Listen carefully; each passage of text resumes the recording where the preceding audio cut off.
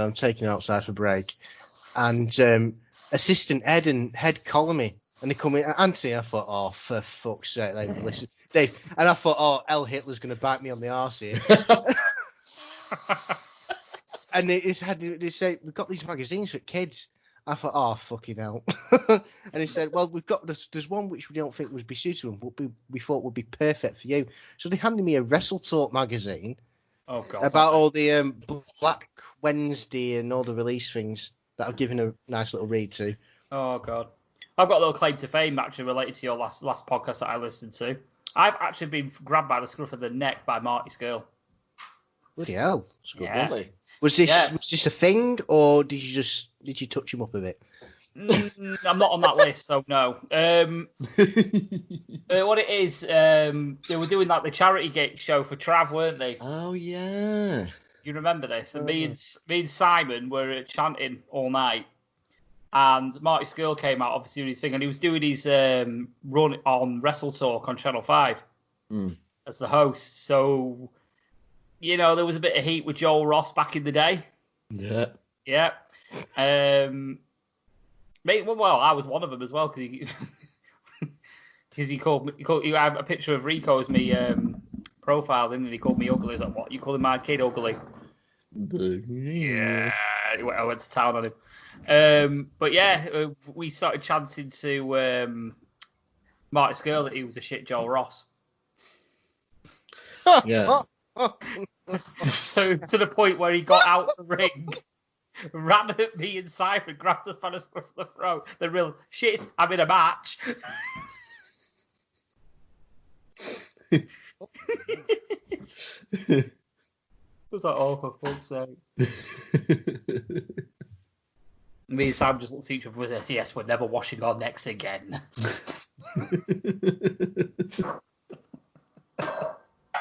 Just to give you an example of what I've been putting myself through these last night and today, like reading these car insurance claim. For an example, because there's loads of them, I'm not going to say all of them, of course, but I blew my horn, but it would not work as it was stolen.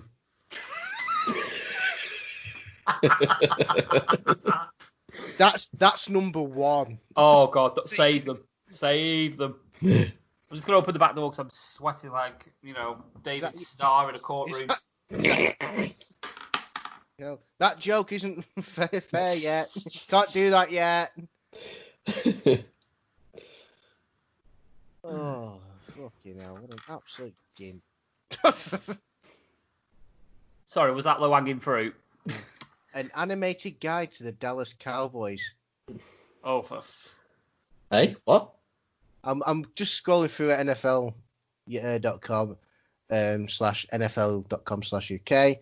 And an animated guide Cowboys. to the Dallas Cowboys is exactly 1 minute.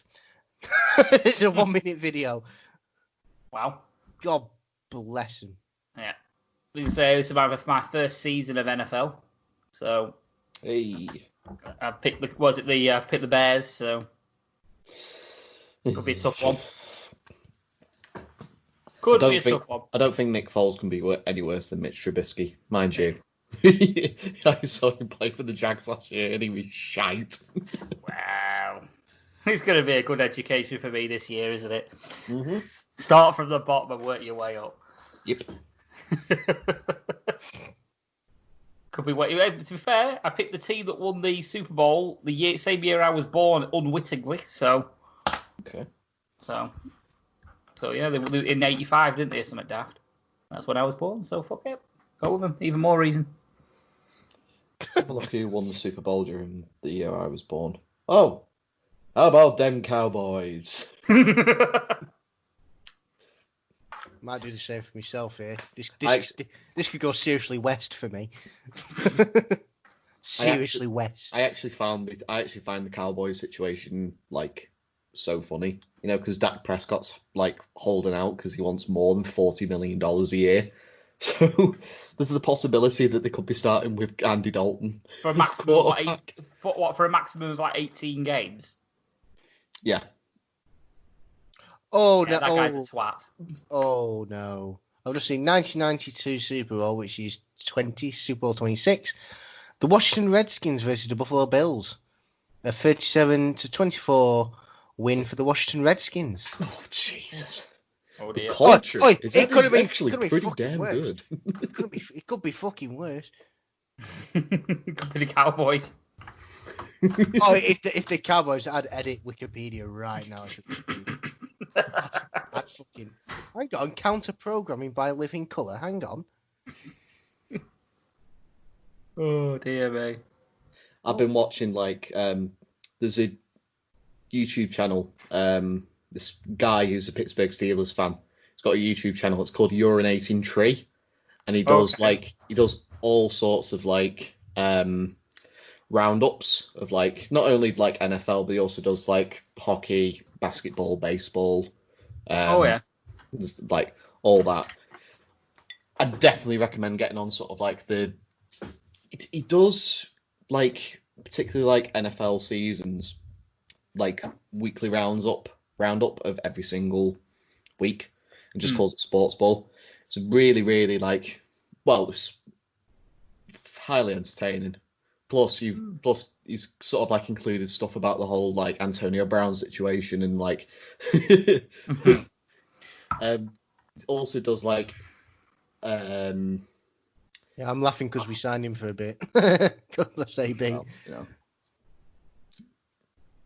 Hey ho, if anyone was going to try to turn him around, it was going to be Bill Belichick, but he's over the hills and far away. That Madden curse really hit home. Really fucking hit him. Jesus. Had no effect on Patrick Mahomes. Let's see what it does for. Well, yeah, it might be delayed. He might have the worst season imaginable next season. You never know. He's going to get his arm broken, isn't he?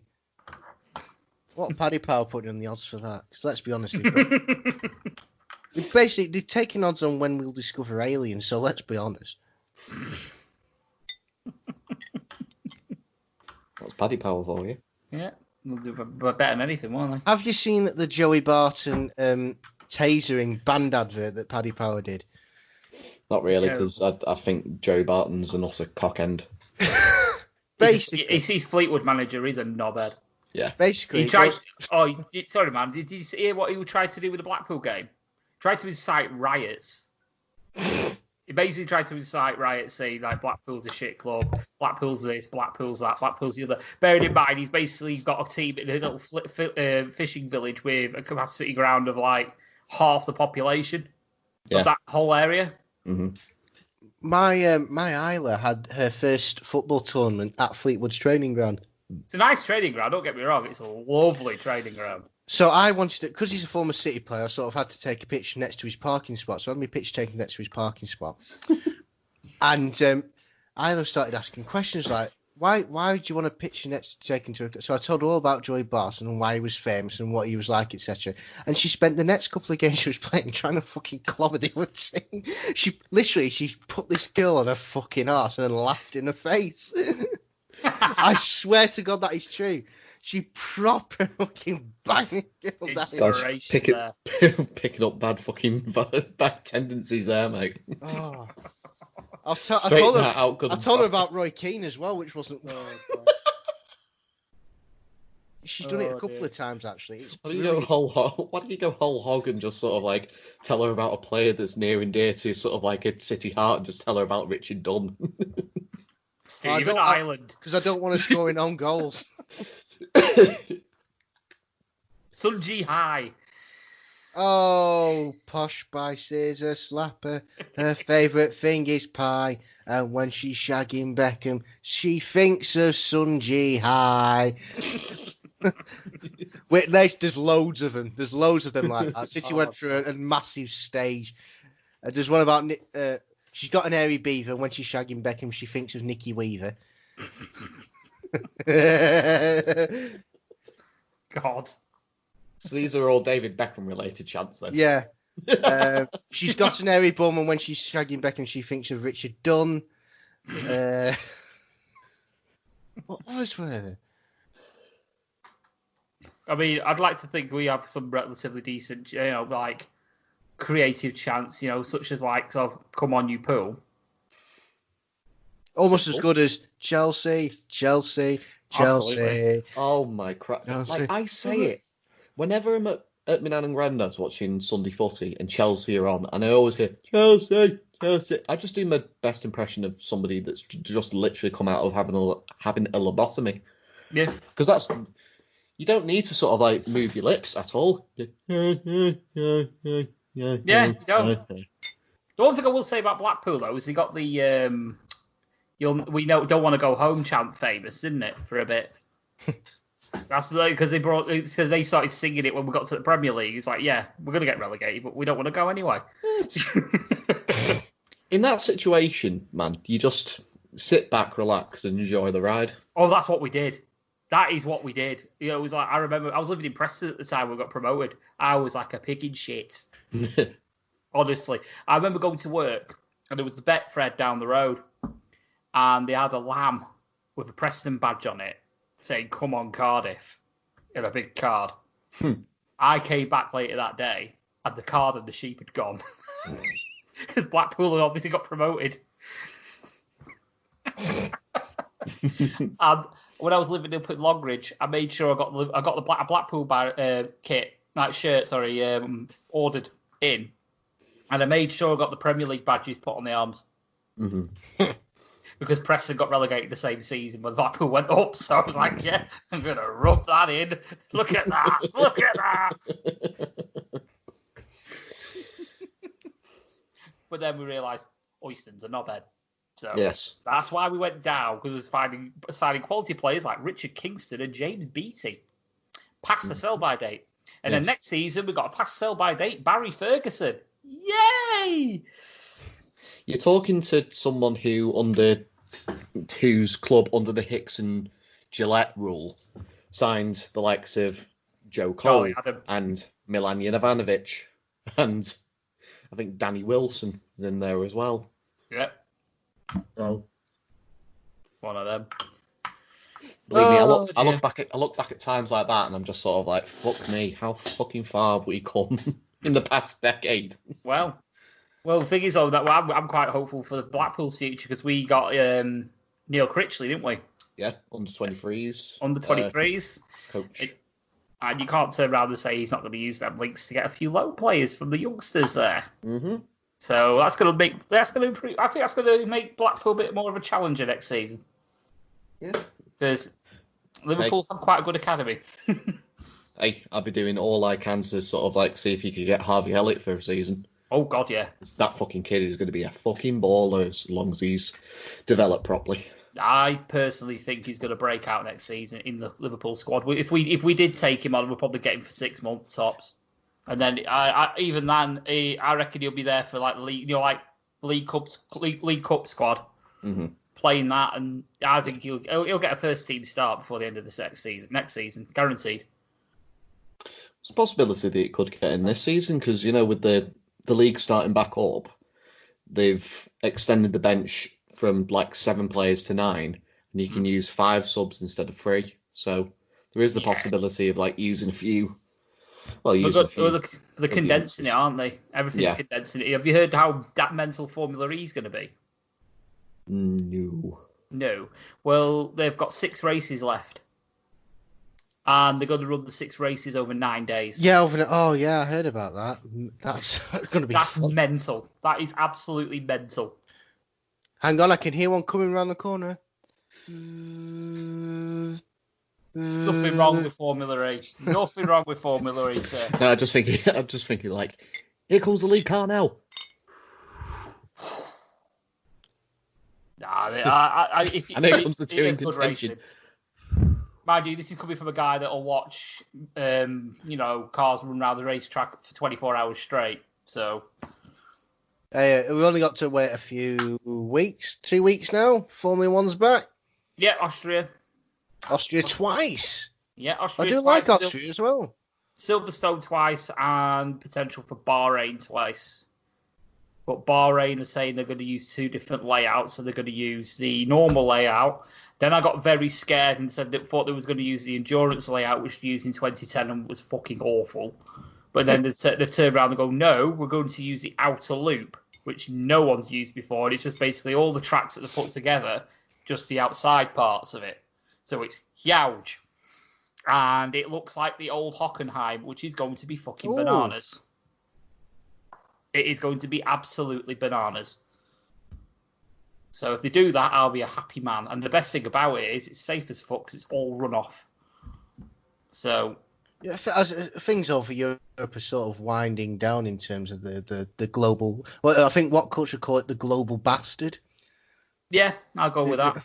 Everything's dying. The problem that we're going to face next is that the paranoia of it happening again. That's the problem everyone's facing now. Yeah. I mean, look at China. China have had a little breakout in. I say a little. In a great term, if you look at China, big country, lots of things going on. A small little market, they're calling a big breakout. Come on. It's a small little market. That's all they've cordoned off. Let's be honest. Yeah. And it creates paranoia upon them. The R.A.D. Live podcast is intended for mature audiences and contains explicit language. Listener discretion is advised. 3, 2, 1, 0.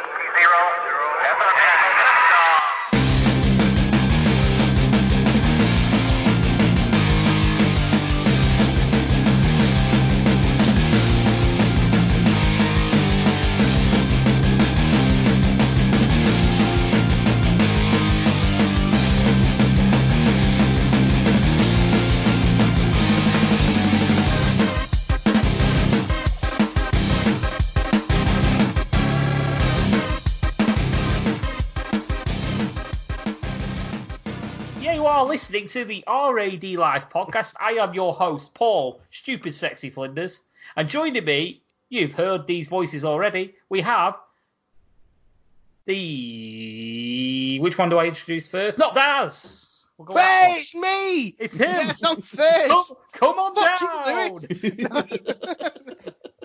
Hang on. I want it all. I want it all. I want it all.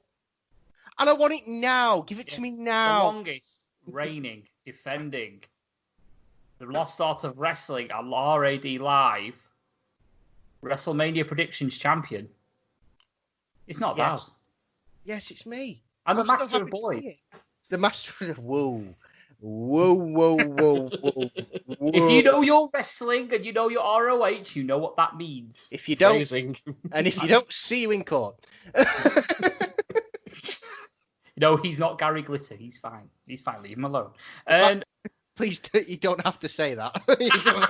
You don't have to say that for me, please. Oh, you've never mind some of the bleeding titles. Never mind conversation. Jesus Christ, that's tame. And joining me as well is the stowaway himself. It's Lewis. Hello there. How are we doing? He's doing fine. As you've probably found out for the past 21 minutes, listeners. But yeah, I just thought I'd try something a bit different because obviously, what we tend to do when we do these sort of podcast sort of thing. But by the way, this is the first R.A.D. we've done for months because reasons, but mainly because tech and plans. Even though we're in lockdown, shit happens.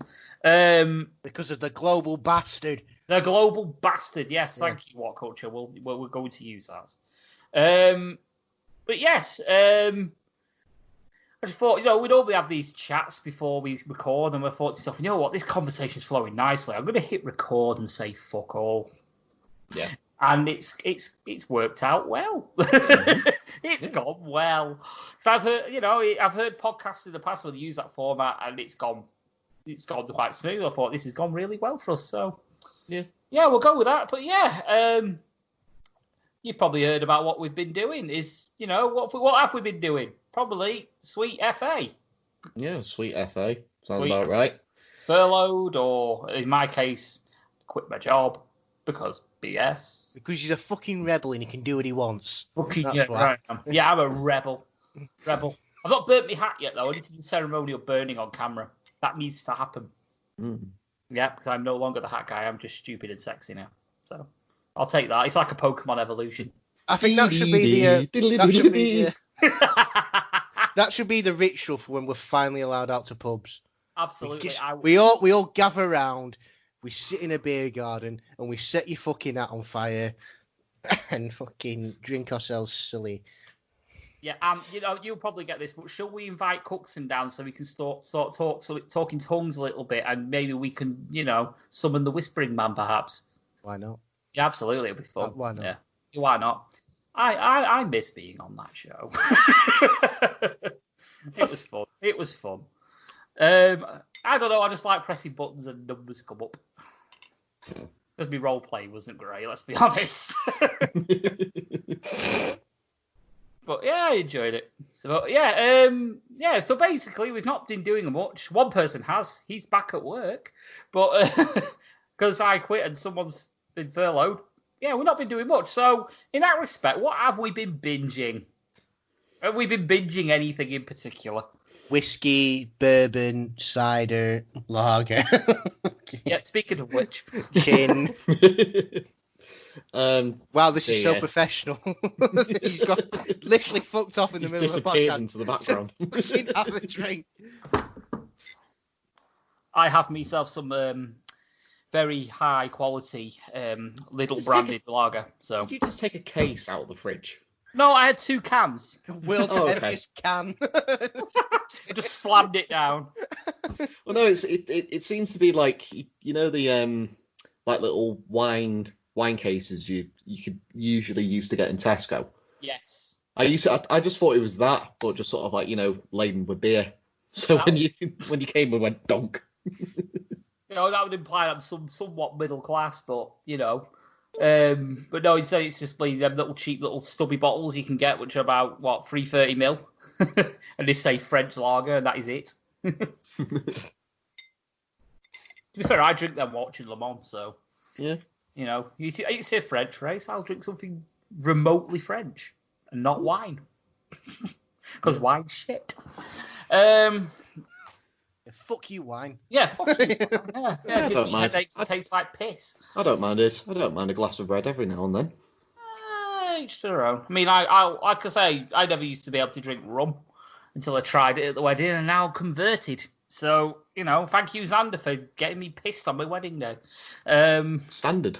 Absolutely, yeah. He just gave me a flask of Kraken, and it was like, oh, this is good stuff. The next thing you know, I was half wankered. It was fantastic. Mm. Everyone seems to think I like it now, because I get it gifted left, right, and centre now, and it's like birthdays and Christmases. It's great. Bizarre. Absolutely. I've ran out recently though. I've got no whiskey or anything like that. I even drank the whiskey I bought in Edinburgh. So. God, someone start playing a violin. I know. Whiskey. I have to drink my cheap little lager instead. That's like a right fucking. God, we sound so poor, don't we? We sound so poor. Fucking hell. It's the difference is I chose that. So. Yes, we're starting up an OnlyFans soon as well to sort all our fucking debts. I've already got one. I've got the name already. Come on. Oh, for fuck's sake. The lost art of lost OnlyFans. Oh my god. I've got the boobs for it as well. Let's be honest. No implants needed. We've always said that about you. Coming from Blackpool, mate, I'm Sam Groningen, mate. It comes with the territory, Gay capital of the north and all that jazz. Got to be done. I fit in nicely. We've got to in my hometown, fuck's sake. I thought you said I fit nicely then, which is thought, okay.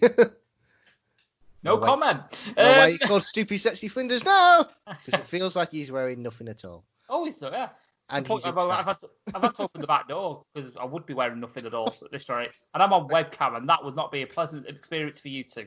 So make your own joke here, listeners. Absolutely.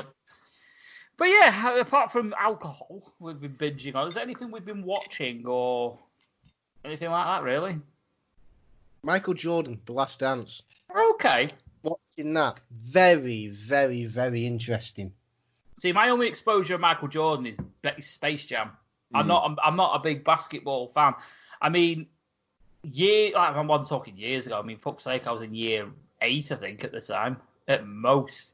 And I watched the All-Star game from like 2000, maybe even earlier than that. It was on like Channel 4 for some random reason. So I thought, I'll watch it. This is back in the day. This is showing my age when we had five channels. That's it. 5 channels. You hear that, kids? 5 channels. 5 Not channels. 500, 5. In fact, I remember when there was only 4. I remember it was a big deal when Channel 5 got released, and the first thing they had on the screen was a blurry, bleeding performance of the Spice Girls. That's not what you want to see, is it? No, it's not. It's not promising, is it? When the first images of the old brand new channel is 5 women shrieking in a microphone. And Channel 5 have yet to raise the bar since. This is it. I mean, originally when they first started, it's like, yes, we've got movies at 9 o'clock. We've got England football. We've got Europa League, and you have Jonathan Pierce screaming into a microphone, and all the jokes were, could you imagine him doing a cricket match? Now, hang on a minute. Whoa, hang on a minute now. Hang on a minute. Let's not fucking rant on cricket. Oh, look, ranting on cricket? No. The cricket would fuck Jonathan Pierce up. Let's be honest. Story about the cricket for you. Phil Tufnell. Don't know if you've heard of him. He presents... he's a captain on A Question of Sport now. How he met his missus. This is a genuine true story. He was playing a cricket match. I think it was either a charity game or something like that. And he's fielding out on the boundary, and his mate comes up to him and goes, Phil, there's a blonde in the bar that wants to have a chat with you. And he goes, you serious? He goes, yeah, go on, have a quick look. So he walks off the cricket pitch, goes into the bar, starts chatting up this bird, marries her. All these runs going down where he was fielding, everyone was wondering where he was for 3 hours. He's getting fish with some bird, chatting her up. He's literally playing bat and ball. Lovely. Always the one. He always was a good finger spinner, right? Hey! Happy birthday to Oh, God almighty. So, I know Lewis has been watching a lot of wrestling recently. But is there anything else? Yeah. Well, the first 52 episodes of the original series of Pokemon was made available on Netflix, so Yes, it was. Yes. I bashed all the way through that. My son watched the first episode and loved it, and for some reason we not got around to watching it again. But I'll have to change that. Yeah, because for some 52 reason... episodes available. Yeah. I mean, for some reason he's watching with his sister, he's watching... I don't know if you've heard of Miraculous, Ladybug and Cat Noir. No. No, it's a superhero program set in Paris, and it's probably, I think it's more aimed at girls, but they both like it. I've said to my wife, it's more like a gateway into believing Marvel. It's not bad. It's not bad. I'll be brutally honest with you. But it's more aimed at girls, but boys can watch it. That makes sense. So, but yeah, they've been watching that. But yeah, they have watched he's watched Pokemon. He likes Pokemon. He saw the first episode of Pokemon because I sat there and made him watch it. But yeah, to be fair, he willingly sat there and watched it. To be fair, but I did put it on. Yeah. So, but yeah, anything else? Well, recently went back and started binge watching Red Dwarf again because it's fucking fantastic comedy. It's a sitcom. Yes, it is. I did have every episode at one point, but I think I lost them in moving one day. I can't remember. It was one of the house moves that we did and I lost it somehow. I don't know. But I used to have every episode. Now I've only got I think I've got season 1 to 4. Which is the better episodes anyway, if I'm brutally honest. Yeah. Original Cat was the best. Season 1 Cat was the best by a mile. Absolutely. The vision I've got. I think someone says to me, "Can you? What's your first thought when you think of the cat in Red Dwarf?" And it's like him sat at a food dispenser going, "Fish. Today's fish is trout a la creme. Enjoy your meal. Fish." Yes. And he's got 6 stacked up, and he says, "Enjoy your meal." And just goes, "I will." I just remember that. And then Liz on the first episode walking around eating the crew. They're all dead, Dave. They're all dead, Dave. What, even Peterson? Yeah. Yes, Dave. He's dead. Everyone's dead, Dave. What, even Captain Hollister? Everyone is dead, Dave.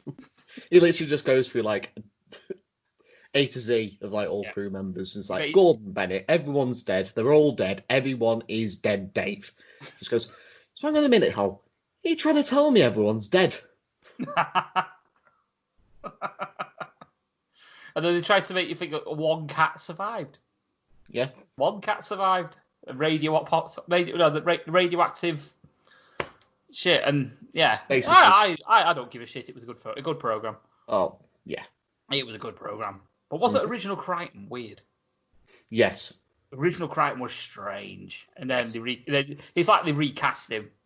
Yeah, in a weird way. Yeah, and it's like, yeah, you're much better. Yeah. It's me, he.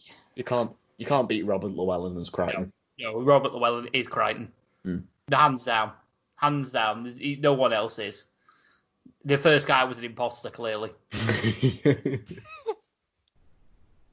But yeah, first one's miles better. But yeah, I mean, they don't make sitcoms like that anymore. No. One of the ones, like I say, I used to watch as a kid like that. I used to watch Red Dwarf as a kid, and Bottom was one of my staples. Rick Mail, Aid Edmondson, comedy geniuses. The live shows, the stage shows that they do. Oh God, yeah. They're on YouTube, free to watch. Go and watch. Oh, they are so funny. Hooligan Island, I would recommend. Wholly recommend. I got a skid mark. It's more like a runway in Bosnia in winter that's covered in shit. I always like the I always thought the Young Ones was really good. Young Ones was fucking fantastic. Especially the episode where they went and played Mastermind. Not Mastermind, University Challenge. Yeah. That was funny. Now, it was Stephen Fry and Hugh Laurie on the other team as well. Who else was there? It was Stephen Fry and Hugh Laurie, definitely. It was a female as well, but I can't remember who she was. There was a female. There was a female. If we ever sound like more like fucking virgins. There's a girl on that team. There's a girl. There's a female. There's a female. Girl. I can't remember. Oh God. I'm just having a look now. Is it Saunders from like French and Saunders? I think it's her. I think it's her. Well, if not, we will make it up and say it is. Yeah, we'll say it's her. Never let the truth spoil a good rumour. That's why. Absolutely. And the fact as well, that episode also had Motorhead on it. Yes. It had Motorhead on it, so that's always a win. Always a win. And you also had the woman corpse at Aid Edmondson giving her the V's. So. No, it was Emma Thompson. Emma Thompson. Because Jennifer Saunders was in. Can't remember whether it was an earlier episode or a later episode, but it's one of an episode. It's an episode where they're sort of like having a house party. She had the tampon took off her, and you said it was a mouse. Yes. Yes, I know it. Yeah. Oh, look, mousey. And she's looking all embarrassed, and then he realises what it is. He got me a present.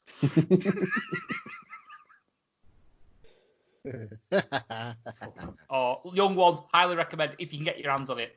And Bottom's they're on Netflix. They're on Netflix. Bottom is I've got them all on DVD though. So shout out Netflix, sponsor us, you bastards. yeah, sponsor us because we carry you out enough. But for Netflix, give us a free subscription each. Yeah, we're literally telling people to go. Yeah, we're going to tell you to go to Netflix. Yeah. Go to Netflix, watch these shows. And if they're not on there, go to Music Magpie and get them cheap off there.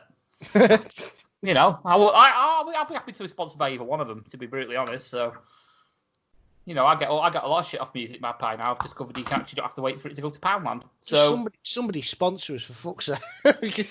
I mean, I did have that one little deal with Studio where I got some headphones. So, and Lewis got, he benefited. Yeah. Just for the record, by the way, if you're listening, after 2 years since having that, I went to the website the other day and checked to see if the promo code worked. And it does. Hey! The R.A.D. promo code still works at Studio. So if you want 15% off your headphones at Studio, go to studio.co.com, You use the promo code R.A.D. capital letters to get yourself 15% off. There you go. We've still got the. Well, put it in the description. Put it in the description so they've got no excuse not to give us money. Fuck that. They have to listen to the podcast. Well, we'll do both. We'll do both. We'll do both. We might do that. We might do that. We'll see. Depends how generous I am. Mind you, it's not me. It's going to be probably posted. It'll be Coxie, so it's up to him. Let him decide. Oh, right. So it's not going on then. No, he's. Fuck it. We'll let the captain of the ship decide. We're going down. You saw what happened to WrestleBox in its original run. That's what happens when I captain shit. Yeah, is that open sea? Oh, we're just steering to this iceberg. But yeah, what have I been watching? We're steering to the fucking iceberg. That's what I do.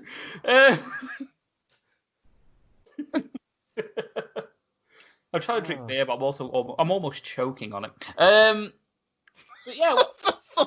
I'm trying to talk and I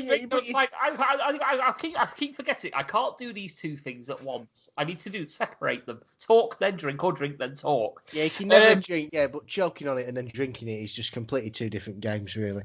Yeah, that's true. That is true. Yeah, one involves breathing and is unpleasant. So, fucking hell. Right, move on quickly. We'll move on. Before we sound out some bleeding sex fetish sort of bleeding podcast.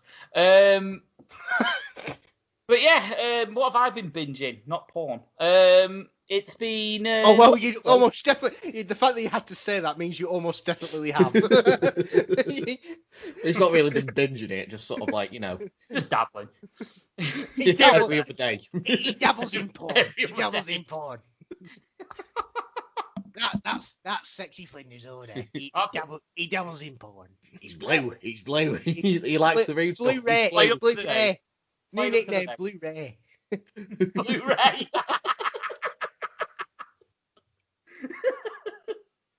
Fuck's sake, man. I'll tell you what I have been binging though. Obviously, I'm assuming both of you have probably seen an episode of Gogglebox.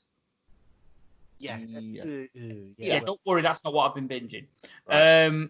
But me and the missus quite like watching a bit of Gogglebox. I don't mind it. And a while back, we saw an episode where the program Hunted was on there, and we looked at it and thought, that looks quite good. And we never got round to watching it, so I thought, do you know what? We've got this Roku stick now. We've got all four on it. And let's have a look and see what's on there. We thought every single episode of Hunted is on there. So we've been watching that. Is that the show where like group of people like go off into the middle of nowhere and then you have like a crack team like try and find them? Yes, exactly that. Right. Yeah. And it is fucking brilliant. I'll be brutally honest. It's the earlier seasons are better because it's like the program becomes self-aware. So it's like the first two seasons, it's like, right, we're these serious guys and we're going to get them. I think we're going to treat them like they're criminals. But then after season 3 and 4, it becomes more like a game show where they're like, we're doing this for £100,000. Like, yeah, okay. But at the same time, when you think about it, after 2 seasons, the general public are probably more aware of what this is and they're on the run for a game show. Mm. So it's like, well, we can't really treat them like criminals, so we're going to have to, unveil the curtain a little bit, pull back the curtain slightly. So, but yeah, I'm actually up to season 5 on that. So there's only 5 seasons, so I've got to find something else shortly. So. No, when you're talking about games, I've just thought of another topic. Go for it. Thinking about all the game shows that you've ever watched in your life, if there was one game show that you wish you had or wish you could go on, what would it be? Knightmare. Gladiators. 3 words: lightning and jet. That's it. True. No argument for me, sir. Thank you very much. There we go. Absolutely no argument. Have you seen Jet nowadays? Yes. Yeah. I mean, no, I haven't. No. Weird one, out of the blue. There's Paul, one he was called. he was like this. He was like this when I was telling him that the Bullet Club Bunny had an Instagram account. Oh. Sort of like. Oh. How do I sign up for Instagram? Oh, I've got Instagram. Trust me, I've got Instagram. Follow me at the Real Not Daz. Hey. I've lost my train of thought there. It's amazing what happens when you bring up that. And You mean a massive pervert on Gladiators? Oh yeah, right. Well, I've got because it's set to private currently. This was last week. I got a request from there was one called Vogue. Yes, there was. And she sent me a following request on here. Wow. And it took me a few days to just sort of ponder whether the right move was to confirm or ignore it.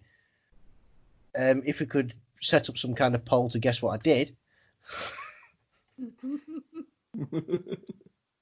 But yeah, I was going to actually say, I'm glad you mentioned the two Gladiators that you're actually talking about. So I was actually going to follow up and say, which iteration of Gladiator? Are we talking the one where Shagger used to beat the living shit out of people because he was on that many PEDs, he couldn't think straight?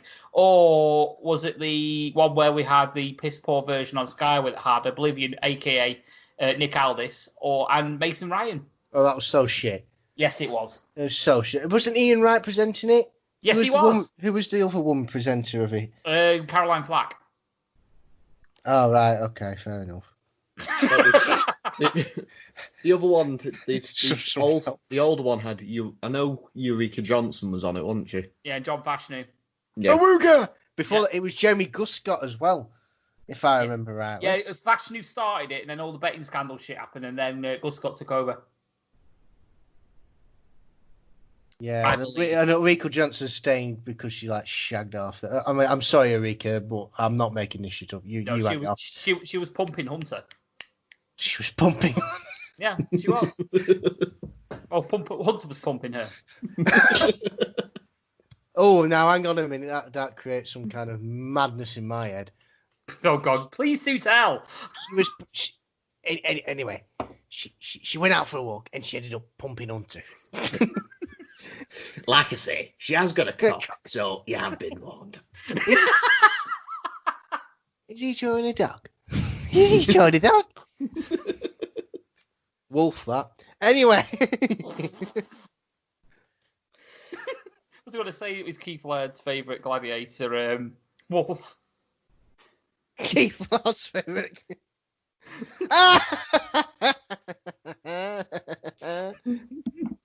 Oh God almighty. But yeah, Jesus fucking Christ. But yeah, what game shows would I have been on? I mean, also, as a kid, I would have loved to have gone on Knightmare. Absolutely loved it. I mean, I used to reenact it as a kid as well. You know, at home, just put a scarf around your face so you couldn't see, around your eyes. Mm. And then you get my brother who would tell me directions, and half the time the cruel bastard would make me walk into a door or something. But I've just got this image of you with this box on your head, falling down the fucking stairs. It's the funniest fucking thing I've ever seen in my life. Just like that scene where Peter Griffin throws himself down the stairs. A little further, you're almost there, and boom, boom, boom, boom, boom, boom, boom. Don't keep walking. Count 10 steps. It's 8 steps to this. Count 10. 1, 2, 3, 4, 5, 6, 7. Oh, fuck me. Oh, that's so funny. Oh, fuck's sake. Well, I'll tell you what, something I did do last year, actually, was I applied to go on Who Wants to Be a Millionaire. What? Yeah, I applied to go on Who Wants to Be a Millionaire. But clearly I was too boring to get past the vetting process, so as far as it went. But yeah, I wouldn't mind actually going on Who Wants to Be a Millionaire, because there's many a time I've actually answered a few questions deep into it. So, but, I could give it a go. So, but yeah, I'd give Who Wants to Be a Millionaire a go. Other than that, I did vaguely toy with the idea of going on Pointless, but never did. Other than that, childhood sort of like going back game show sort of thing. Nothing really sticks out. I always remember. Fought by R.A.D. Yes. What a fucking show. Oh, was that the was one with brilliant, Melinda that. Messenger? Yes, it was. Yeah. God bless. I mean, what a yeah. Yeah, that was one. By the way, that was prime Channel 5. By the way, let's just get it out there. It was prime Channel 5. You didn't watch it for the game show. Let's just put it that way. I did. What are you on about? I did. I quite like the game show. Yeah. Now, let's be honest. Most blokes watched that to see if Melinda Messenger would knock her own fucking eyeballs out with her chest. I did. I was. It was like an island crystal maze. Shout out Crystal Maze as well. It was. It really was. It was. It's the one I would go with. Yeah. It was a more tropical version of Crystal Maze, even though it wasn't tropical. It was filmed in France. So, it's one of them. But it had Dirty Den in it as well, didn't it? It did. He was like the bad guy, wasn't he? Yeah, he was the pseudo bad guy. He was. I'm a naughty villain. Ha! Look, my tigers are going to eat you, even though they won't. That was funny. Yeah, what would happen if they did get like trapped in there? I don't think I ever saw anyone did. But no, they're stuck in there with fucking tigers. just like. Oi, cast a Big Brother. Go on, Fought by R.A.D. Here's a thought for you though. How many episodes would there have been of Fought by R.A.D? You think about it, it was probably about 12 maybe in the run. Can you imagine if there was actually 20 and they only just showed the teams that survived? That's a thought for you. So, yeah, we can't show that episode because Mary over there has had a throat ripped out by a tiger. We actually filmed 52 teams, but we could only whittle it down to 12. 12 teams. That's my favourite tiger. He's called Tony. He's great. What they actually don't tell you is Fought by R.A.D was actually sort of like a sort of obstacle coursey version of the Thunderdome, and actually only one team survived out of every two because the Tigers ate them. Two may enter, one may leave. Don't put tigers in a game show, people. Yeah, he doesn't. Yeah. Lions, much more vicious. Lions, do them. Thing is, it's unbelievable, is it? You think, right, they've put tigers in a game show. Are they going to really allow them to go near the contestants? Can we put something out there that's actually going to potentially, that could actually cause harm? Depends who it was. Yeah, it's got to be something believable. Why can't, I don't know, ferrets? You've got to sign a waiver. Yeah, sign a waiver. Ferrets. Yeah, ferrets. You went from tigers to fucking ferrets. Yeah, are you honestly believe? The reason I say this, let me explain. Do you honestly think they're going to show on TV a tiger mauling someone? I'd like to say yes, but it's going to be a no. Why ferrets? Because ferrets, you could, for example, release the ferrets, and you're going to think, well, even if you get to them, they're not going to kill them. They might cause them some slight discomfort. Release the ferrets. But the thing is, though, it's watershed friendly. It's watershed friendly. How evil can you sound and how threatening can you be by simply uttering the words, release the ferrets? You have to be an actor of the highest level to sort of make them sound as menacing as possible. Dirty Den could pull that off. Yeah. Dirty Den would be able to pull that off. You just imagine him. Just giving him proper dirty look at him, just release the ferret. Next thing you know, Cage comes up and about 20 ferrets come steaming at them, and you just pan at the camera of the contestants, their eyes filled with panic. It's like what Strip Club was saying before the strippers come out, release the ferrets.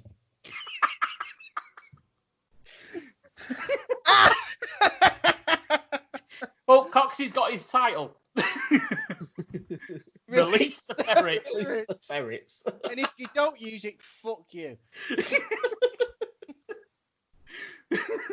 Oh, fucking hell. But, it's sort of like, they could call mild discomfort. They might give you a mild bite rather than ripping your throat out. At least it's watershed friendly. Watershed, whatever the fuck. I'm getting my words mixed up. Or maybe one aggressive crow. Yeah. That'll do it. A nesting seagull. There's nothing more terrifying than that. The seagulls are cunts. Yes, they are. Some of them are. I'm sure some of them are on PEDs, especially in Blackpool. Sorry, he's just said seagulls are cunts. They are. They are. Honestly. They are. You know, you've lived in Blackpool long enough now. You should know the size of these man-eating seagulls that we sometimes get. The man-eating seagulls. Yeah. The ones that feed on human flesh. They can be fucking vicious seagulls sometimes. There was a time, a couple of years ago, where I worked for a private car parking firm in the centre of Liverpool. And one of the sites that I was, like, basically put in charge of looking after had the top 2 levels were open aired. So, like, you know, they had nothing above them. And they were known for seagulls coming in and making up nests on the roof. And fuck me, I would literally have to be on the other end of the fucking car park. And, like, literally, there'd be one nesting with their eggs. As soon as you step out onto that, like, level, you've literally got, like, a gang of, like, 5 or 6 of them.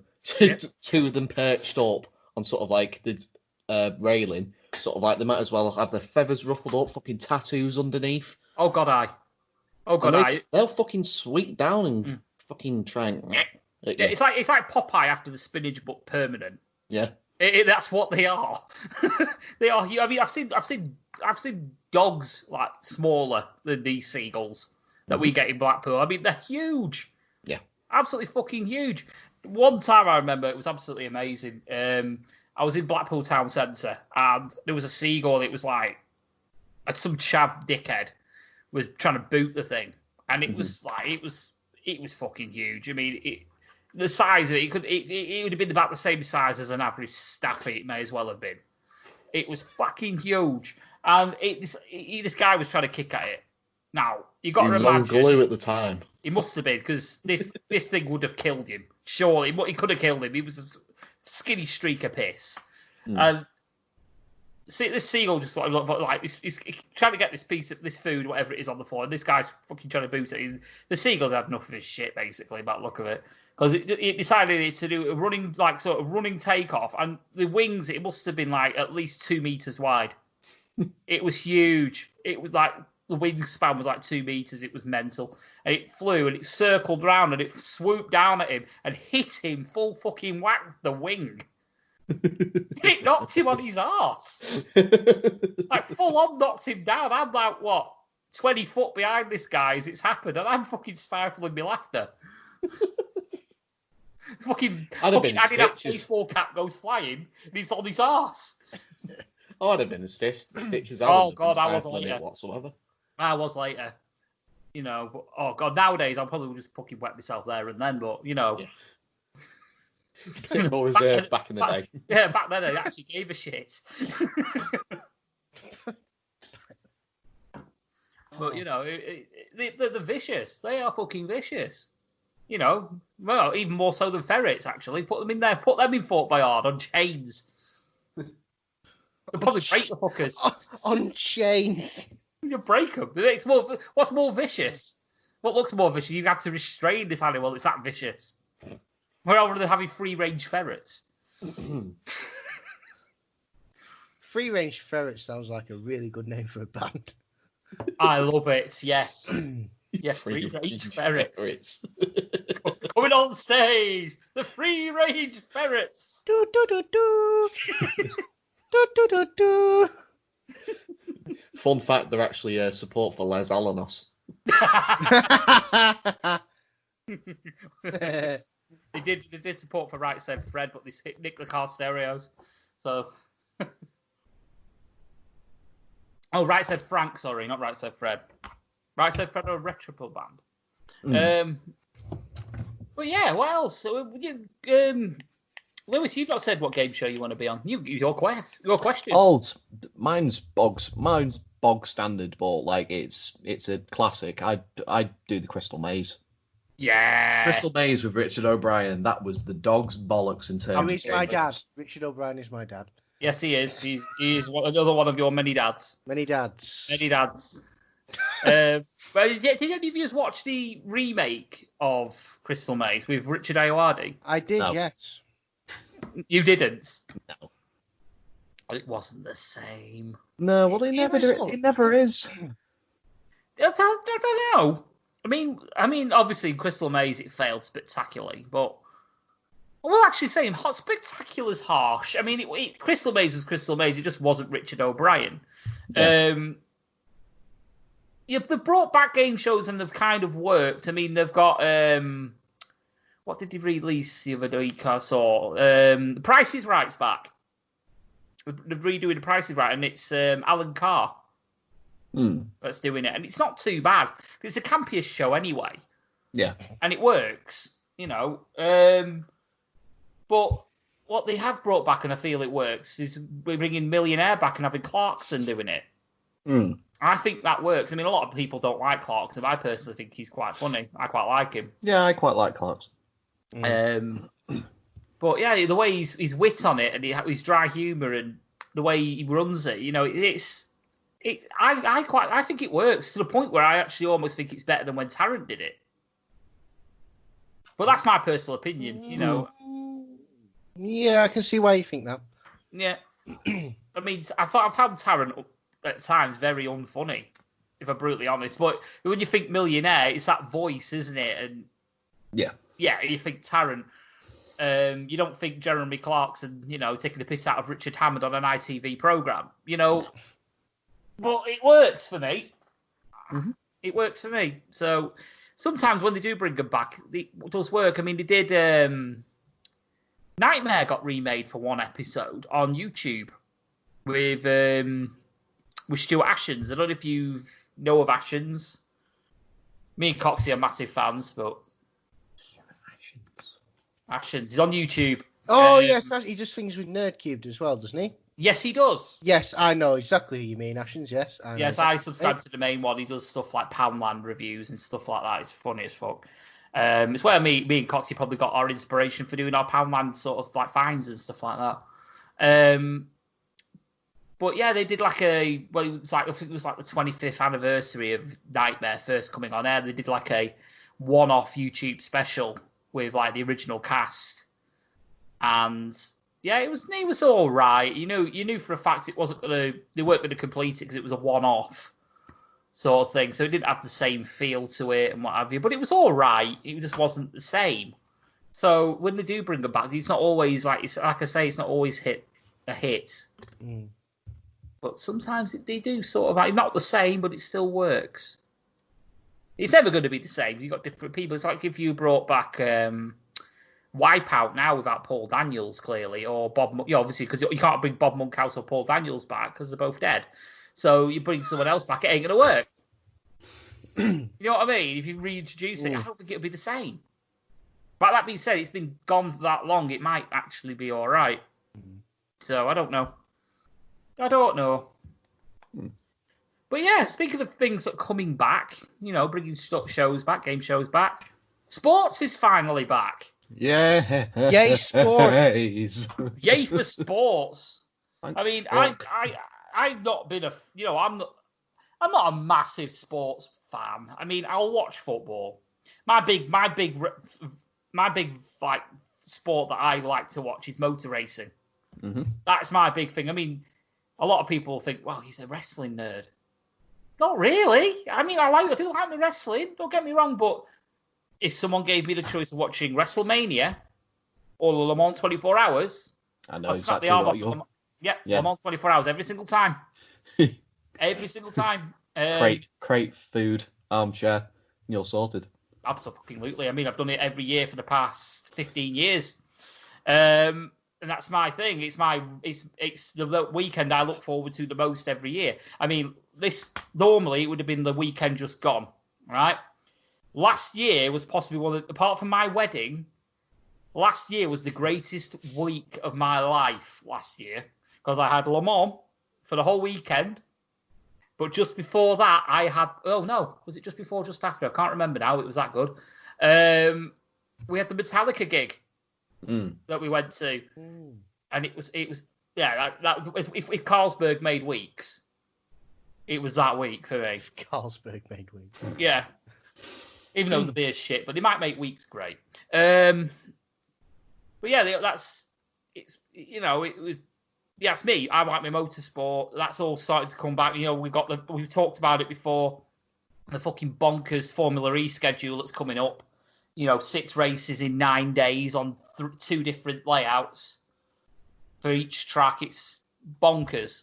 But then Formula E's coming back in Formula One's coming back in 2 weeks with there was even a debate about Formula One whether it's going to be a world championship because the races they're not going to have enough races to call it a world championship because you need 8 races to actually make that a world championship. And they're thinking, well, we might not get 8 races in. So it would, it's one of them. And then you've got the excitement in Formula One of actually where's Vettel going to go? Me personally, out the sport, but I don't like Vettel.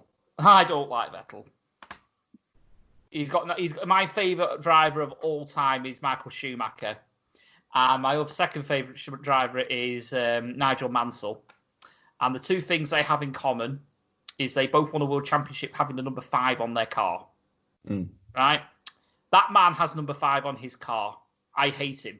I hate him so much. Because what they do now like they do in NASCAR is they basically can make a brand out of their number. For example, if you look on the Lewis Hamilton energy drink, the Monster one, it's got the 44 on it. Mm-hmm. That's his number. And you can franchise that and make licensing out of it and merchandise a lot, this, that, and the other. But the problem with that is, back in the day, what they used to do is give the number 1 to the champion of the previous year. His teammate would be 2. And then it'll go from Constructors' Championship backwards from there. Now, unfortunately, now your number follows you no matter where you go. So you can be champion. If you're champion, you can choose either number 1 or your franchise number. Other than that, you have to choose your number. And you can't change it. So Vettel is number 5 until he leaves the sport. So he needs to leave the sport. Because number 5 is my favourite Formula One number of all time because it's 2 of my favourite drivers won world championships with it. Mm-hmm. So get that fucking number off your car.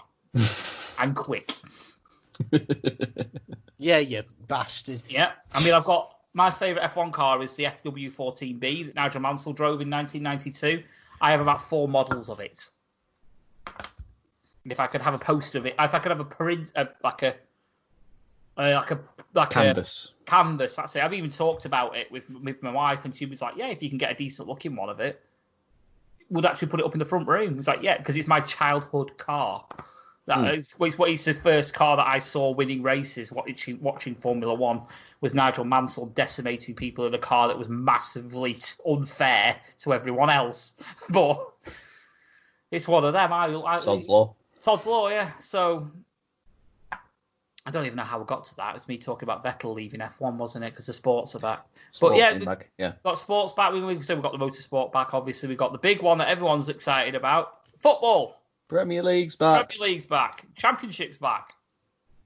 As well. Yeah, so the Premier League's back, Lewis. Let's talk about the Premier League.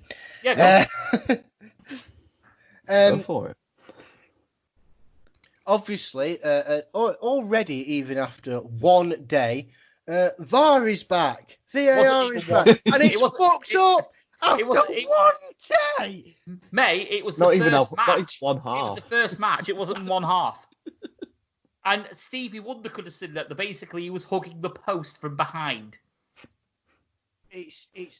I've said this about English football, or not English football, but football in this country at a professional level for years. We have the best football in the world, I believe. The worst officiating. But the worst fucking officials. Yeah. I mean, we may as well pull people from Galloway's society for blind to start officiating these matches because, fuck me. I'm sorry. I mean, I can understand to an extent how hard their job actually is. And, of course, it's quick, it's fast-paced. You're not going to see everything. But come on, boys. Come on. Even the obvious shit is getting missed now. Yeah. I mean, I remember once upon a time I was considering applying to becoming a referee because I used to, enjoy, In a way, it was like torturing opposition players. Yeah, well, I'm a career bastard. Let's be honest. I mean, I'm the type of person that's kind of, sort of like dream jobs becoming a traffic warden. You know, it's one of them. I just love to be paid to be a complete bastard. So that'd be amazing. I could be a tax man. That'd be amazing. I should just be a career villain. That'd be ace. Whoop, whoop. Career bastard. A career bastard, yeah. Our career is being a bastard. Yeah. You'll be the Sean Bean impersonator. There you go. Yeah. Just say bastard repeatedly, or just, you know. Bastard.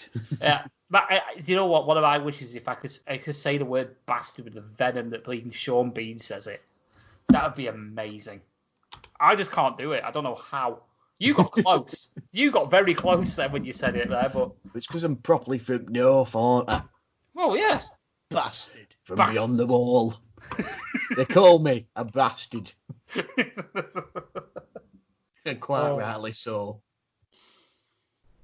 It's just missing that in Lord of the Rings when he gets, you know, pushed because of the ring. You just go, bastard.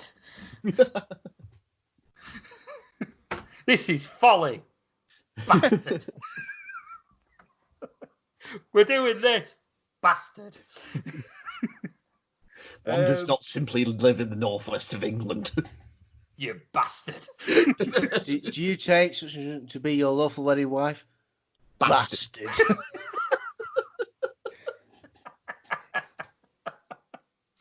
Oh, for fuck's sake, man. But, oh no, I completely forgot what we're talking about now. Sports, yes, yay for sports. But yeah, the bastard officials, yeah, how do you get that wrong? I mean, the referee, even on the middle of the pitch, should have been looking at that. Because they're shit. It's because they're relying, the sole purpose of their officiating is just reliant on technology. Like, literally, you see during the game the amount of Sheffield United players that are just going, ref, what the fuck? And he's sort of like there just going, oh, but my watch didn't buzz, so technically it's not actually a goal. It's like that. This is how fucking Skynet became about, because of humans' over-reliance on technology. Rather than pure common sense. I was about to say, what about not even 5 years ago? What did they do then? They used their fucking eyes.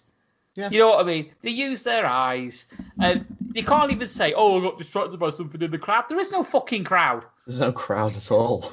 You know, so the only thing you're focusing should be on that little yellow or white orb that they're kicking around the pitch. That is your sole focus. If you can't see that, getting literally tucked around the fucking post and then pulled from behind it, you did the wrong job. Or you should be in an advert for Specsavers. Simple as that.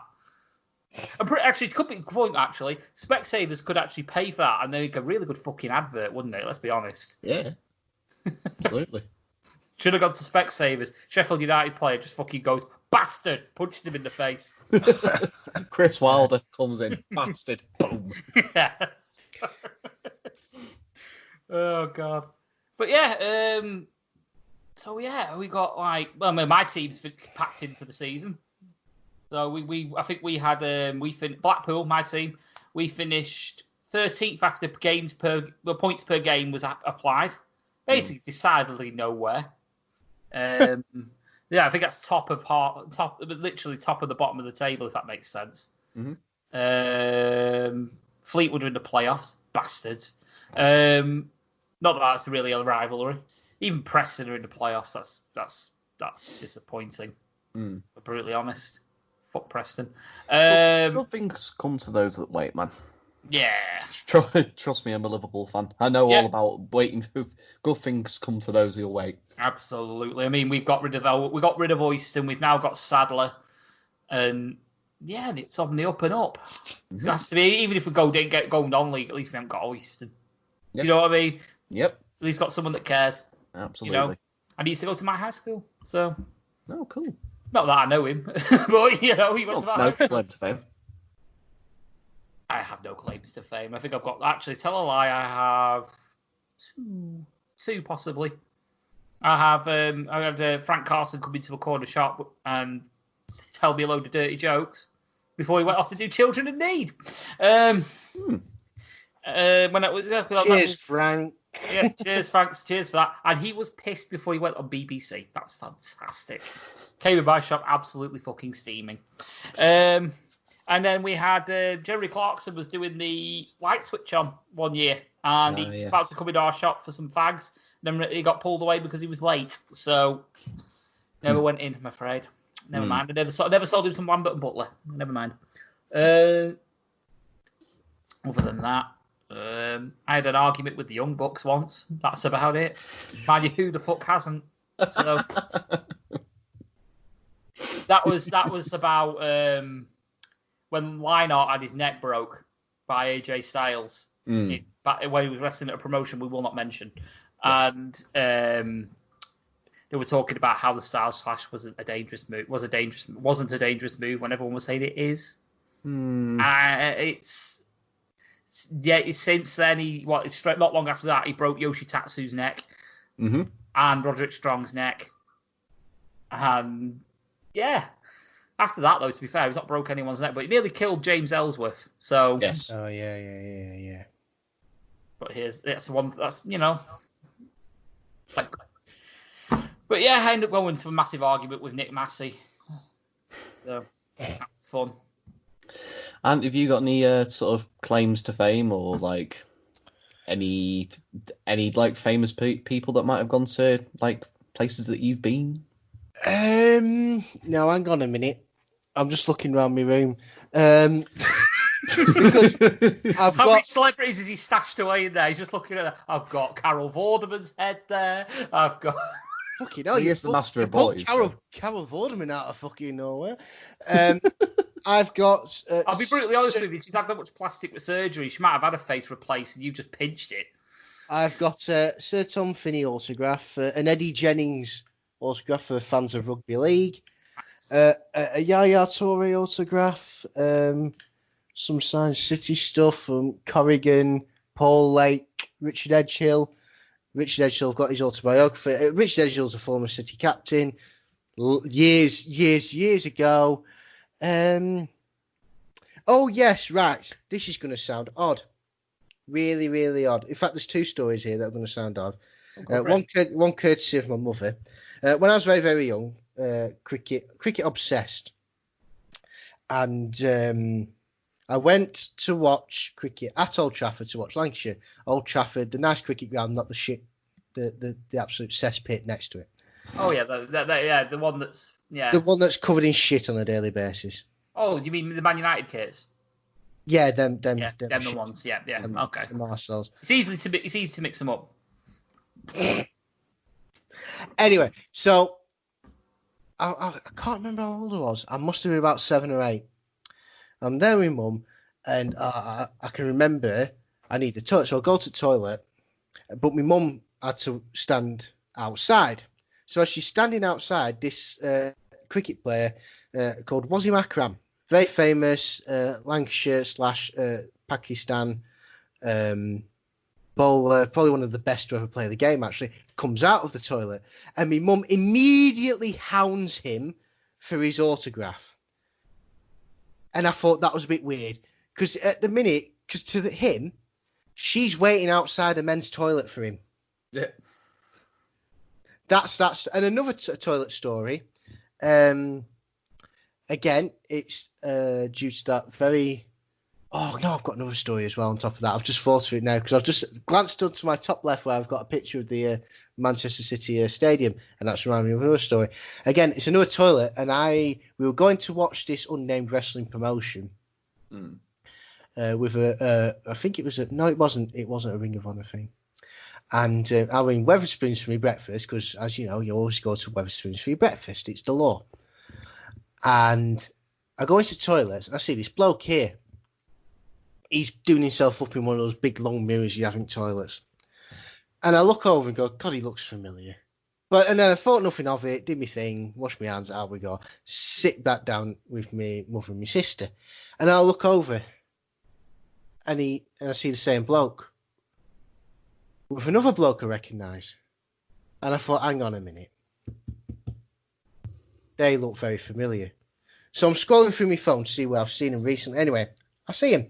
Fucking Red Dragon. Fucking Bobby Fish in the fucking toilets from me. Couldn't clock him. And Kyle O'Reilly as well. The other claim to fame is that I was on Sky Sports News.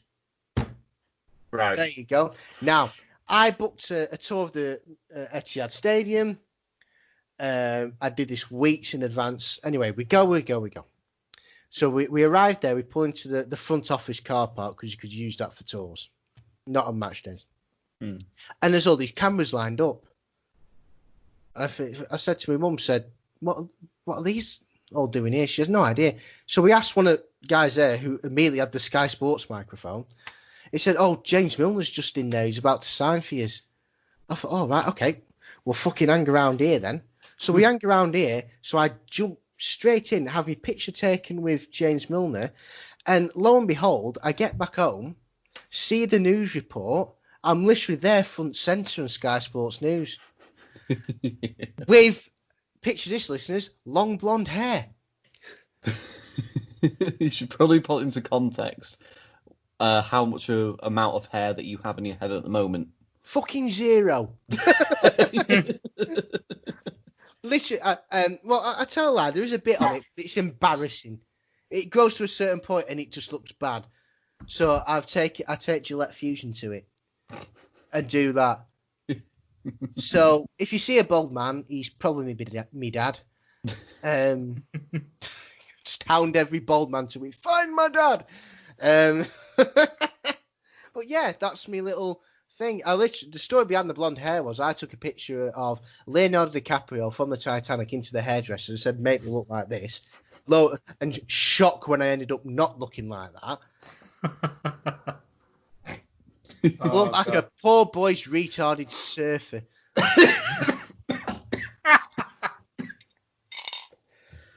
Oh, God. Fire. I do have a sort of another sort of claim to things. I do have I did have, my brother's got it now, a signed Liverpool shirt that was worn in the FA Cup final in 1996. Right. Did they win that final? No. Ah. It was worn by Stiggins Bjornaby. Ah, okay. Yeah. Sounds utterly worthless at this right minute in time. But it was signed by every Liverpool player that played that day. So it had like Ian Rush's signature on there. It had take it back. David James's signature on there. Jamie Redknapp. Oh no, I had it back on. No, hang on. I'll put it back on again. Robbie Fowler, Steve McManaman, Phil Babb. You know, all them lot. So, Robbie Sniffy Fowler. Yeah. You know? Robbie Fowler. So yeah, I was quite pleased with it for a while anyway, but my brother's got it now. Once upon a time, me and one of my mates nearly bought a Lotus F1 car. Bloody no hell. joke. Bloody hell. It was going for, oh God, how much was it going for?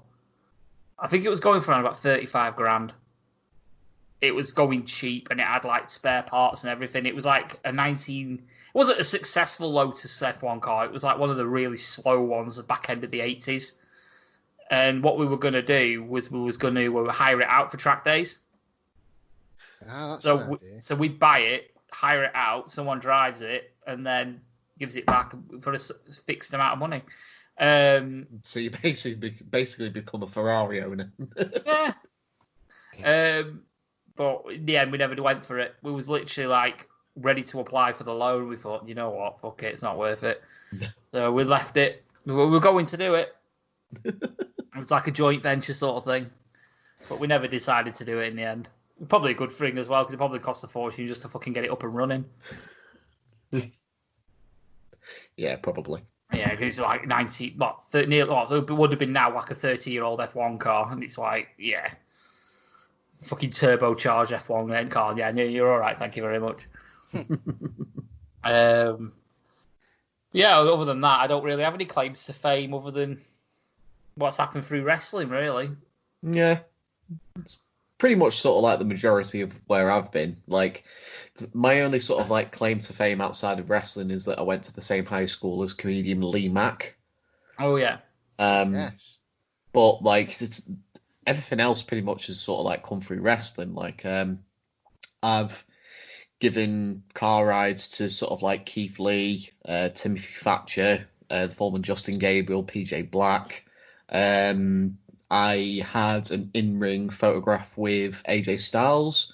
I also got to hold the IWGP heavyweight title, which was very, very cool. I think you're putting yourself down for the fact that you actually refereed a whole show. Yeah. I did, yes. So you appeared on a wrestling card with many of these imports and refereed their matches. Yes. I would say that's a massive claim to fame. Yeah. It would be a massive claim to fame if I was any good at it. If I was any good, but I wasn't. You were there in the middle of the ring while the match was happening. You were there. That's all that matters. Good shit in between. Let's be honest. Yeah, I'd like to think, given that it was sprung on me 30 minutes before the doors opened, that I did a more than serviceable job. Absolutely. That's a shame I wasn't at that show, but in hindsight, it also wasn't a shame I wasn't at that show. So no. Benefit of hindsight. I'd have been marking out throughout the whole show just because you were in the fucking ring. Let's be honest. Like when Coxie was in the ring and did the love handle slam. Yeah. Love handle slam. You guys have not seen this move. It is a thing of fucking beauty. I am telling you now. Me and Bunker was watching this in the ring, and Joey Hayes runs at him, and next thing you know, you just see like Joey Hayes swing round him like I can't describe it, and he just smashes him to the ground, and me and Bunker literally jump in the air as it happens. I'm like, did Coxie's just done that? And it's like, if you're wondering, are you into wrestling? Love handle slam. It's what we call a black hole slam now, thanks to Coxie. And it's a nice move, let's be honest. It looks impactful. And it looked really impactful when Coxie did it to Joey Hayes. And me and Bunker was like, oh my God, nothing on this show will top that. And it never did.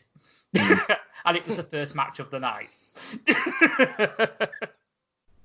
So it was one of them. And we were gonna say I was on the white collar shows. I am in dickhead corner. Dickhead corner. I am in dickhead corner. I am the dickhead. There's a certain wrestler who complained about me giving him heat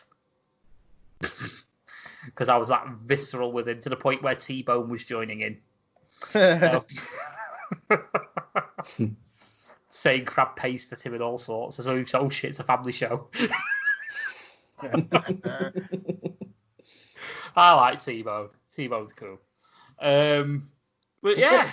Is Coxie's match still available on YouTube, or did it get taken down? Pass. You have to ask him. I'll ask him now. Yeah. He will give you a link more than likely. It is a fun watch. It really is. Just be warned about the camera work.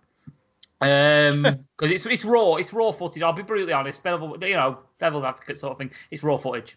So it's one of them. What else have we got to cover tonight? There's the big elephant in the room, the BLM, but to be brutally honest with you, I don't really want to cover it. No, it's been covered enough by a lot of different outlets. Yeah, I will say one thing though, and one thing only. I am completely understand why people are protesting. Mm-hmm. I completely understand why people are going out there to stand in front of monuments to, in air quotations, protect them. I have no problem with people doing this. I have no problem with people doing it peacefully. Yeah. They have their right to voice their opinion, rightly or wrongly. They have the right to do it to the point where no one else is harmed physically. When you are smashing shops up, looting, attacking people, vandalizing things, that makes you a utter cunt. Whether you are on the BLM side or you're on the EDL side, whatever the hell it is, either side, if you are causing somebody misery in any shape or form through doing your protesting or whatever it is you're doing, that makes you the problem. Yes. You are the problem. Mm-hmm. Your right to protest is fine. That's fine. I agree with that. Your cause is absolutely fine, especially, Black Lives Matter. I completely agree with that. Mm-hmm. But When you take advantage of that situation for your own personal gain, that's Yes. when. Yes, makes you the problem. Yes. And when you screech enough to the point where you're starting to affect forms of media, which you can't judge on modern standards. For example, Gone with the Wind, which was made nearly 70 fucking years ago when the world was different. Mm-hmm. You can't do that.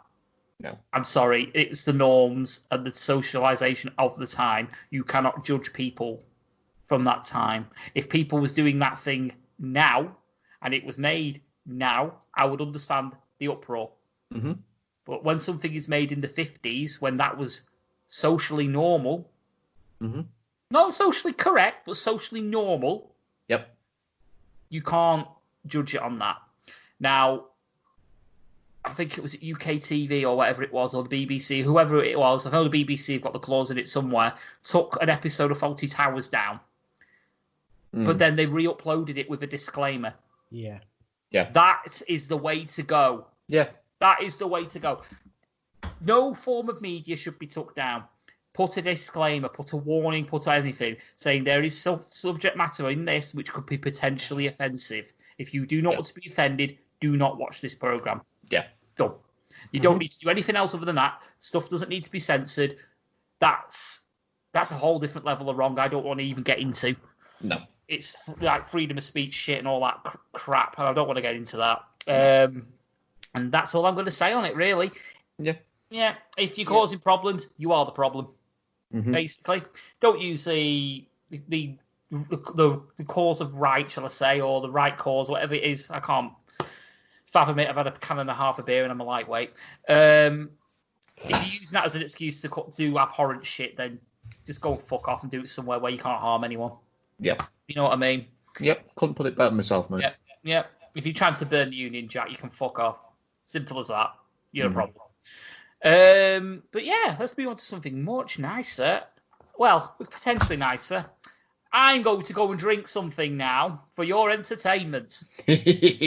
Old school R.A.D style. Yeah. Now, it's the taste test, ladies and gentlemen. It is a taste test. It's an old school taste test. It's the taste test. Turn off into fucking woefulness. Yes, absolutely. Turn off if you don't want to vomit. Potential woefulness. Yeah.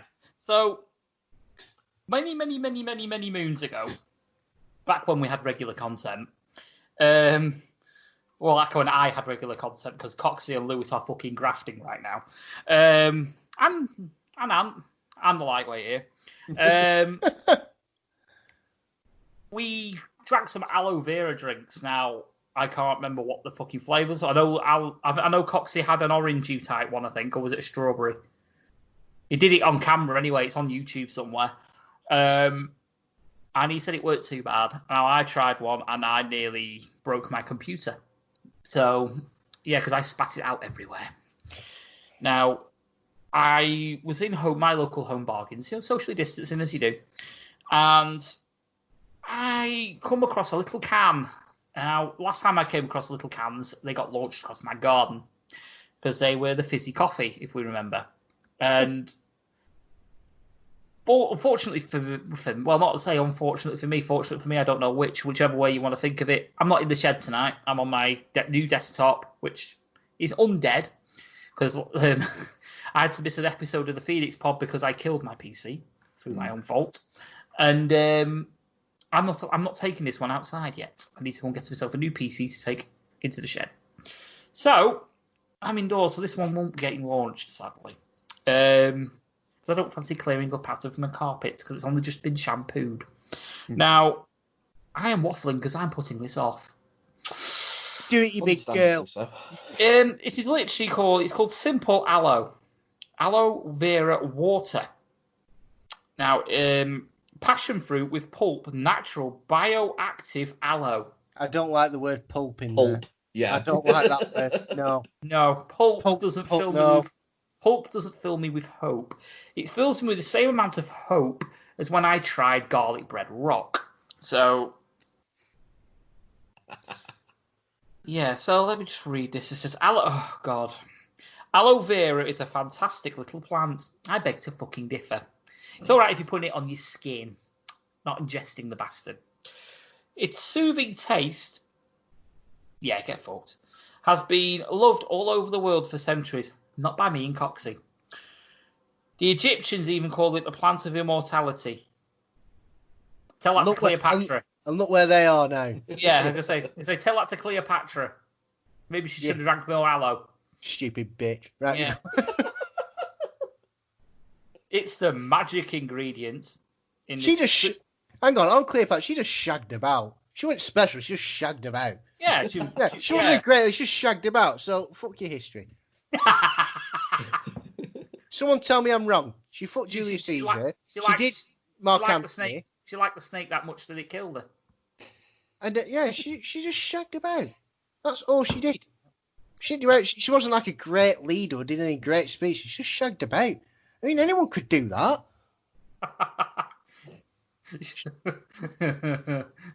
No comics. I was about to say something then.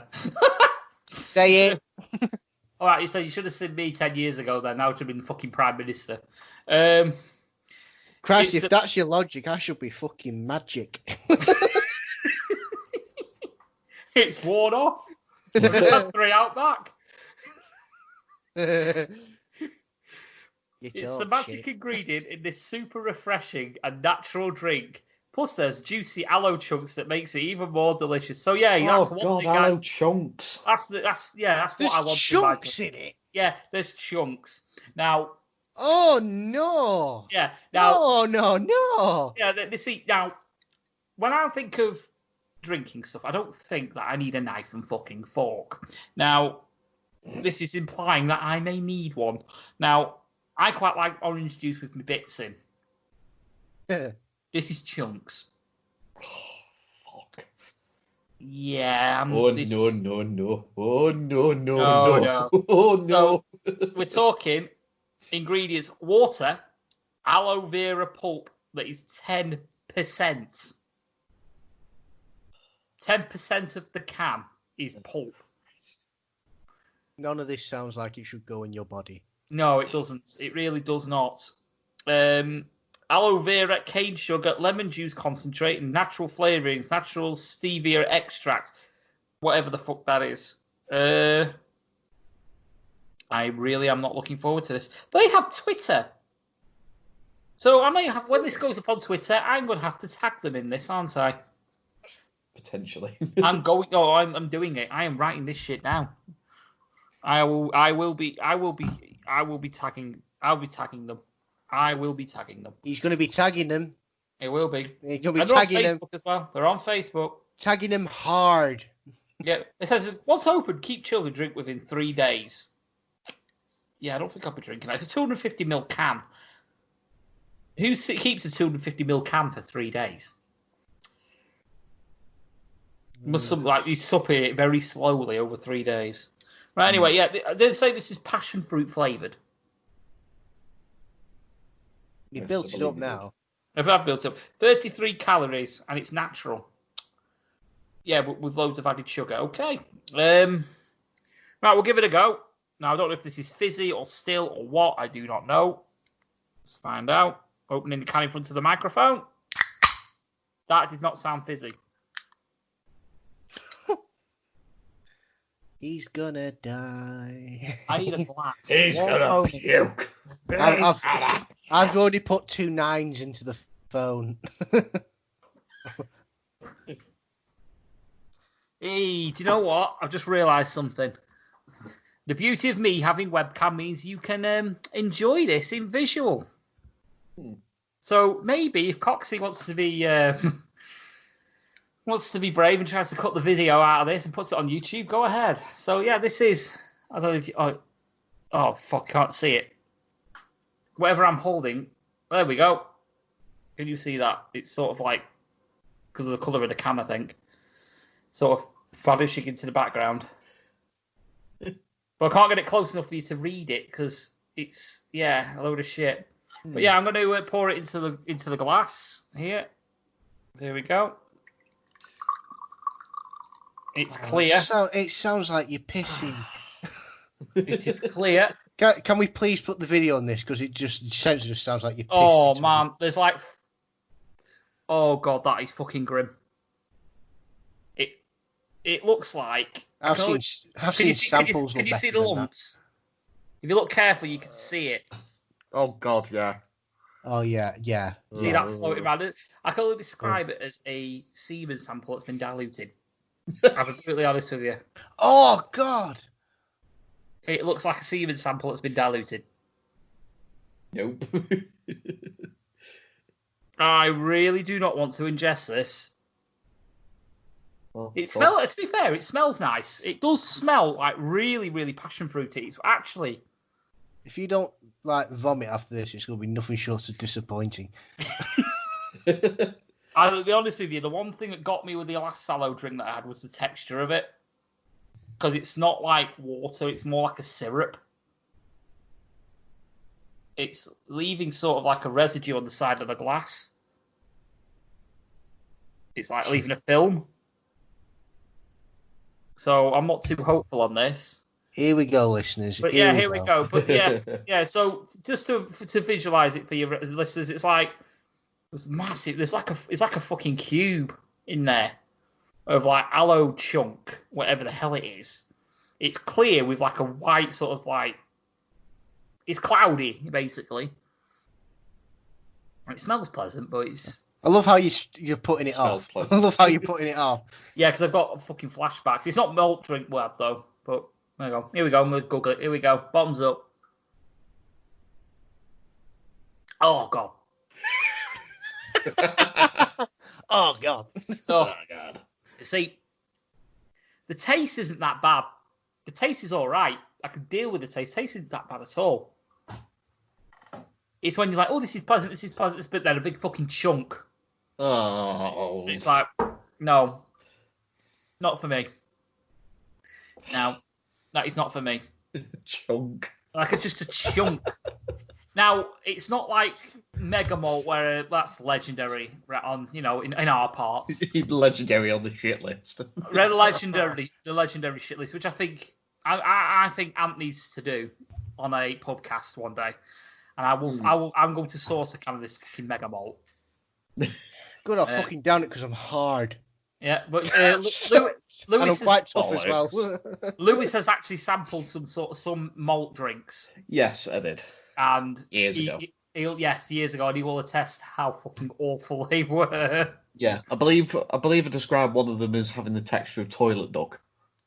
Yes, it tasted like toilet duck as well. Mm. If you could taste the smell of toilet duck, that's what it was. Yes. But yeah, I'll be brutally honest with you, that's not the worst thing I've drank. No. I've drank worse beer than that, if I'm honest. And that's coming from Blackpool pubs. That tells you everything. I wouldn't drink it again. It cost me a whole 19 English pence. So I can't whinge. Well, I ain't drinking that again. No. Yeah, it's like it takes you off guard. It's really it's weird. I mean, if you you just put it through a sieve to get the chunks out. Yeah, I'd sieve the bastard first. Honestly, I would.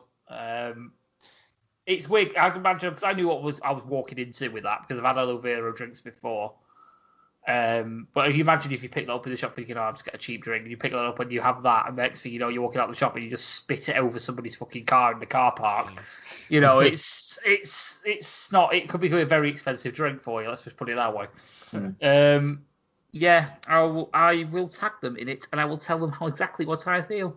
And I will tell them, don't put aloe in your drinks, you mad bastards. But yeah, that was that. That was the aloe passion fruit, simply aloe vera water, as purchased from our friends at Home Bargains. Not that I'm sponsored by them, but hey ho. So yeah, is there anything else you guys want to bring up? Yeah. Did any of you two watch the reveal of the PlayStation 5? I know of it. I have seen it. What are your thoughts on the design? The aesthetic of it, I am not a fan. It looks flimsy as fuck for a start. Mm. I can imagine it's got little overhangy bits of the white sort of case. Yeah. Now, I have kids, Yes. and I let them on my new Xbox One, which I got on my phone contract a few days ago, and they was playing on Forza Horizon, and Ruby, my daughter, was playing on it, and she was getting further and further and further back. Now, I learned a little hack where I don't need to put batteries in the controller because I just put a USB cable in it, boom, there you go, wired controller. And I will normally play close enough to the console that a wired controller isn't really worth my while. Wireless, sorry. So I'm just to play it wired, and that saves me on batteries. So she's getting further and further and further and further and further back. Next thing you know, the Xbox is pulled off the side. Ah. And thankfully, it was sturdy enough to withstand it. The PS5, on the other hand, if that falls wrong, you're going to have a smashed case.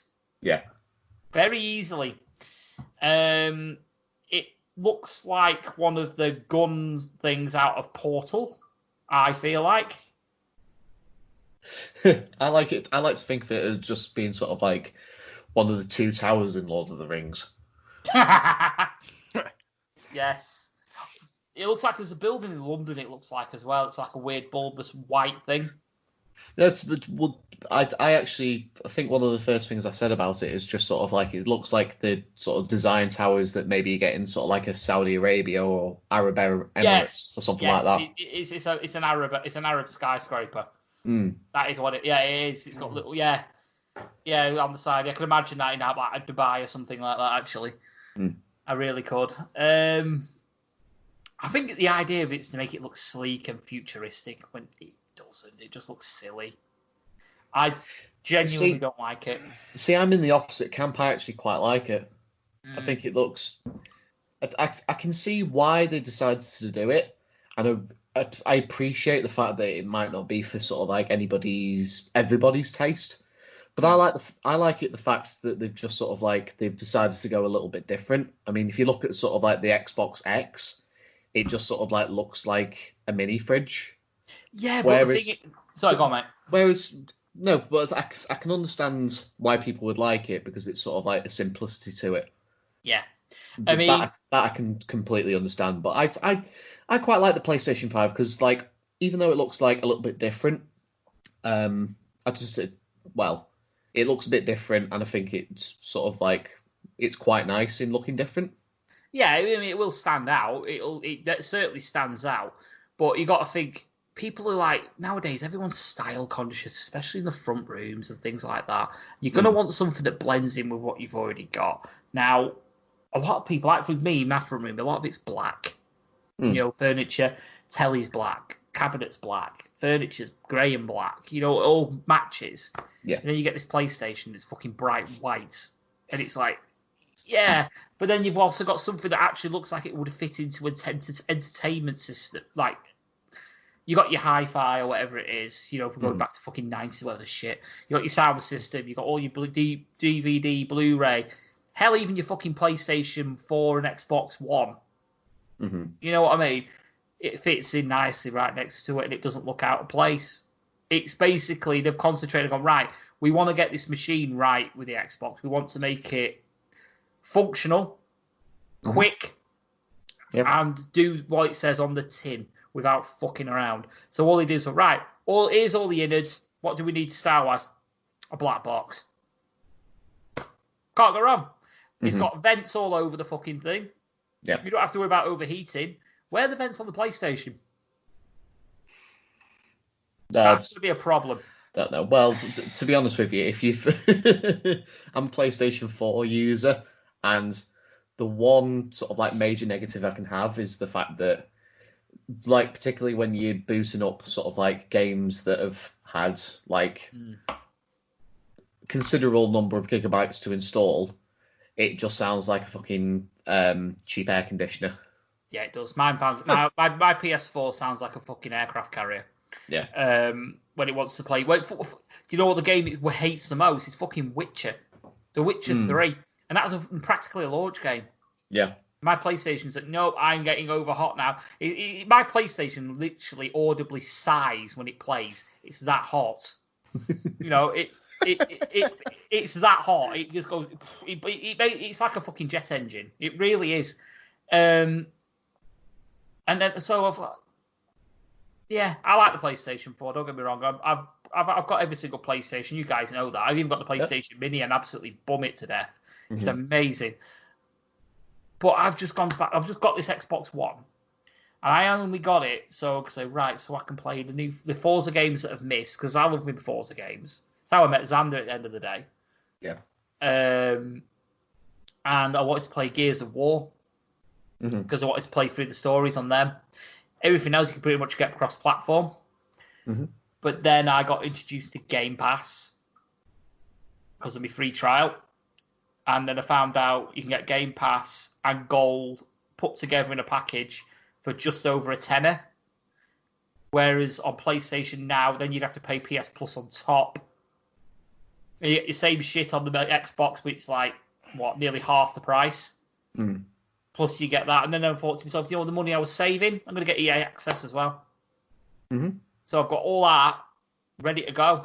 I don't even bought a fucking game yet physically for it. But PlayStation 4, for the same thing, it's going to cost me nearly double the price. And it's like, I can, on my Xbox One now, I've got a terabyte of space where I only have 500 gig on the PS4. The games that I'm playing on it, they're instant quick, proper quick on it. I actually played 4K gaming for the first time on it because Xbox One does 4K. Yeah. My telly downstairs does 4K. And it's something else. It's mental. It's like, I can't describe it. I really can't. It's like you have to experience it.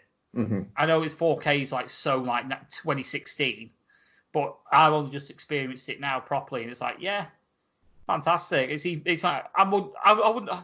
It's not to the point where it's like a massive difference between normal HD and then 4K. But if you've got the eyes to see it, if that makes sense, it would make a difference. Yeah. Yeah, so it's like, I've tried it. It's nice. I prefer. But the thing is, though, it's to the point where I've actually cancelled the PS Plus. Mm-hmm. And I'm going, right, well, I'm going to go balls deep on Xbox here. Yeah.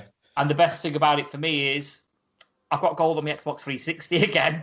So I can go back and, like I said, at the minute, I'm playing Forza 4 as well to 100% complete it, because that game I've got fucking issues with.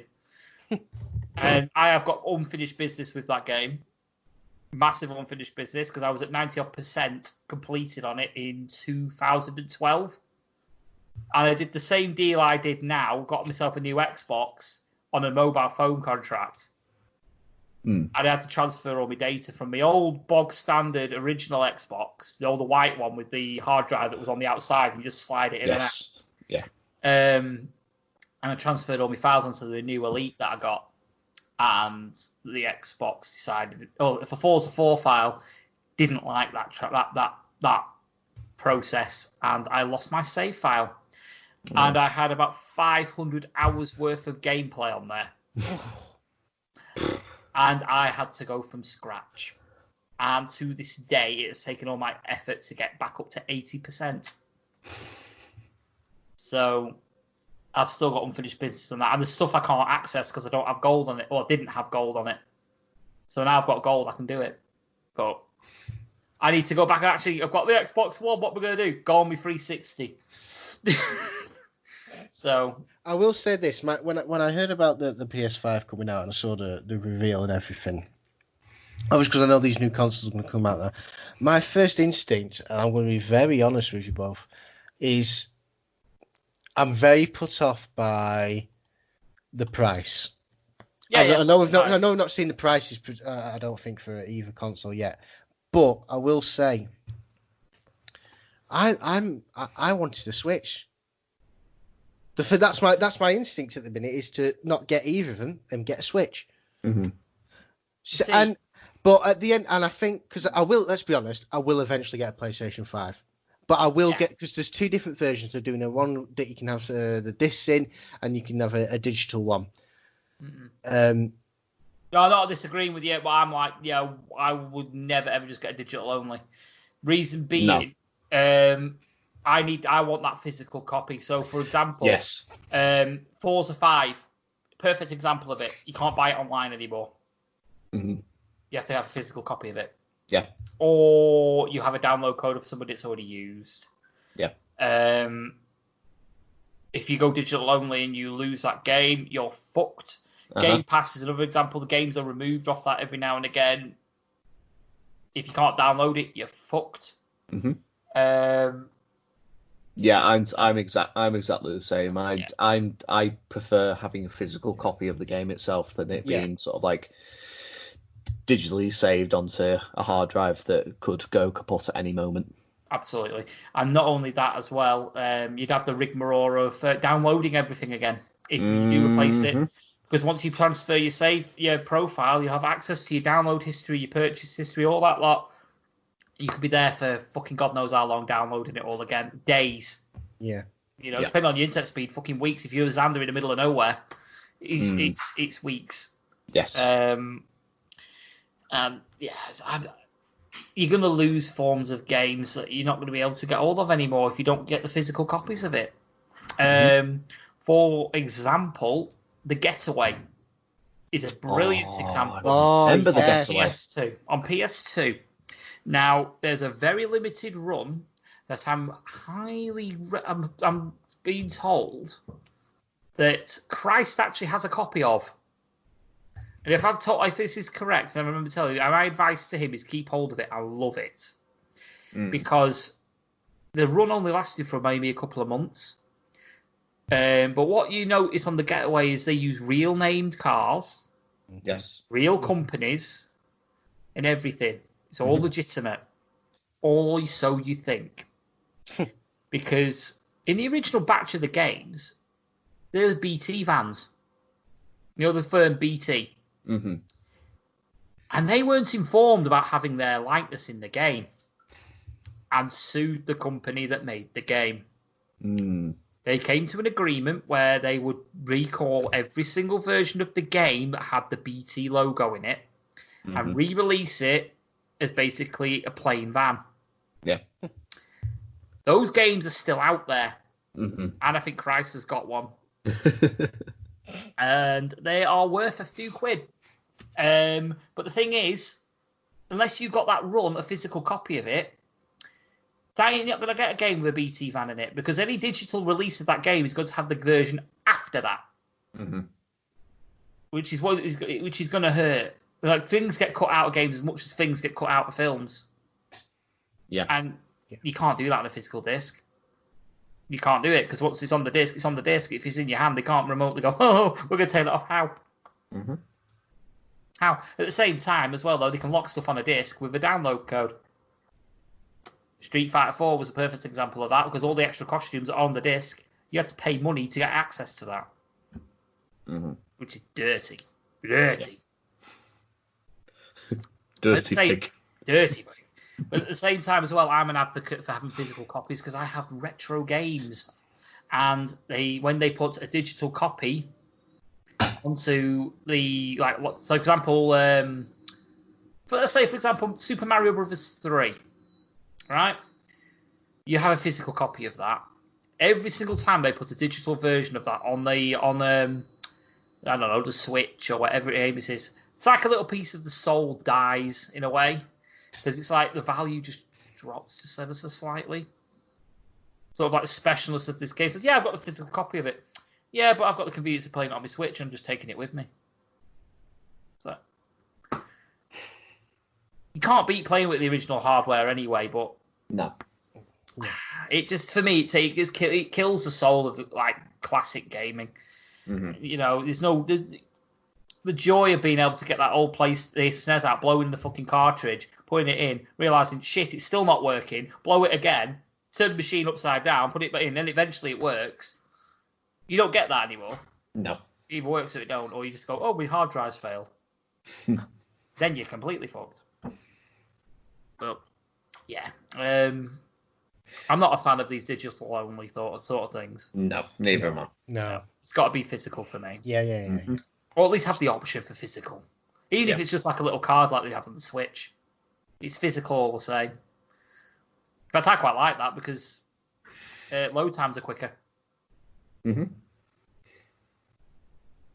the one thing Switch has got going for it. The portability and the load times. Yeah. Yeah. I'll be honest, like I say, the last Nintendo console I bought was the Wii. So, yeah. I'm not a massive Nintendo fan. I thought the Wii was very disappointing for what I wanted. It was very Diet Pepsi to me. Yeah. The last Nintendo device I got, I think, was a Game Boy Advance, and that was years ago. That's a great console, though, on the sly. That's very underappreciated, in my opinion. Like, so the Nintendo 64 was like one of the very first consoles that I ever owned, so it will always have a near and dear space in my heart. Yeah, it's the same with me with the PlayStation 1. I mean, I did have a SNES and a Mega Drive before I got a PS1, but I never had them from brand new. They were hand-me-downs, or we got them cheap. Like, I think I got my SNES off my sister. We bought it off my sister for dirt cheap, and my Mega Drive was a Christmas present off my other brother, who are a lot older than I was. So, like, they're 20 years older than I am, sort of thing. But yeah, I ended up getting a PlayStation from like brand new, and yeah, it's that's why I've got a soft spot for Sony and PlayStation, because it's like the first games console I'd ever owned from brand new. So, but yeah, going from there, like I say, I've had PlayStations and Xboxes and fucking Wii's and bleeding Game Coms and Pong machines and fucking Dreamcasts. I've got a Dreamcast actually in my gaming area set up. Oh yes. They were amazing. The control was amazing. I love the controller style. I'll have you know that if you notice when Dreamcast died, if you think back, Sony sort of pseudo partnered up with Microsoft with a lot of their games exclusively coming out for the Xbox, like the original Outrun 2 and things like that. If you notice, the original Xbox controller has a distinct feel of Dreamcast about it. It's exactly the same layout with an added control stick. And it even has the 2 memory card slots at the top, well, a Dreamcast had. But yeah, I do have a Dreamcast set up in my gaming area, which is actually one of the original Run ones, which doesn't have the copyright protection on it. Which is one of the reasons Sony nearly went tits up in the early 2000s, because everyone was pirating every fucking thing. Because they forgot to put DRM on their machine. When they realised it was too late. So, yeah, I've got one of those, and most of my Dreamcast games are, let's just say they are backups, officially. Right. There's somebody else's backups, but the backups. But yeah, that's what I have. I mean, at the minute I have Daytona USA version 2000 sitting in the machine, and every now and again it goes on. Freaking hellfire. So I've got Virtua Striker 2 on there and everything. Yes. It's just amazing. Bagging them in from the halfway line. It had to be done. Well, yeah, I've actually got a Japanese gamer tag on my Xbox. What? Yeah, I've got a Japanese tag on my Xbox, just so I could try and attempt to buy Virtua Striker, because that came out on the marketplace on Xbox 360 in Japan and Japan only. And one of my favourite games of all time is the original Virtua Striker. And you can't get it, because I can't trick my Xbox into thinking it's in Japan. So I did all that thinking, right, I'll get this. I'll set it up. I can't put my card details in because it's going to know I'm in the UK. So I'm going to go and get some, a gift card, a teller's gift card, put it on there and then buy it that way. No, wouldn't let me. Computer said no. I was fucking wounded. And you can't. I think you can get it on the Saturn, but it's bad. And I don't have a Saturn. I did have a Saturn and it was shit. So I didn't get one. I didn't have one for very long.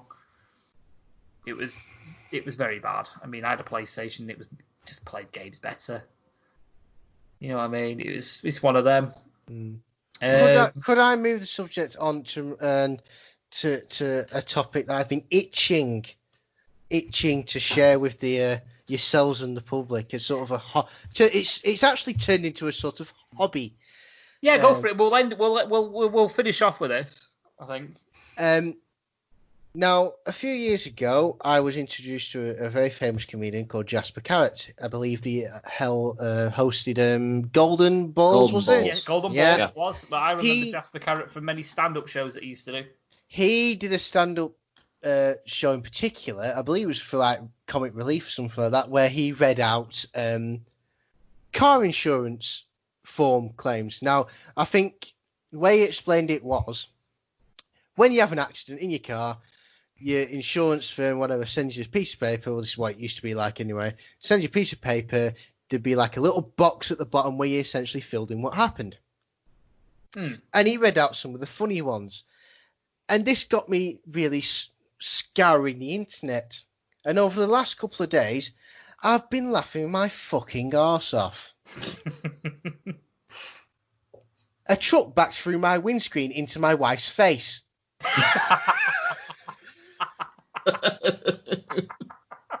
As I approached an intersection, a sign suddenly appeared in a place where no stop sign had ever appeared before.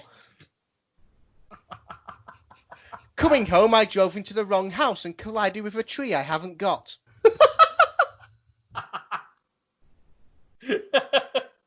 Going to work at 7 a.m. this morning, I drove out of my drive straight into a bus. The bus was 5 minutes early. I'm sure the old fellow would never make it to the other side of the road when I struck him. I blew my horn, but it would not work as it was stolen.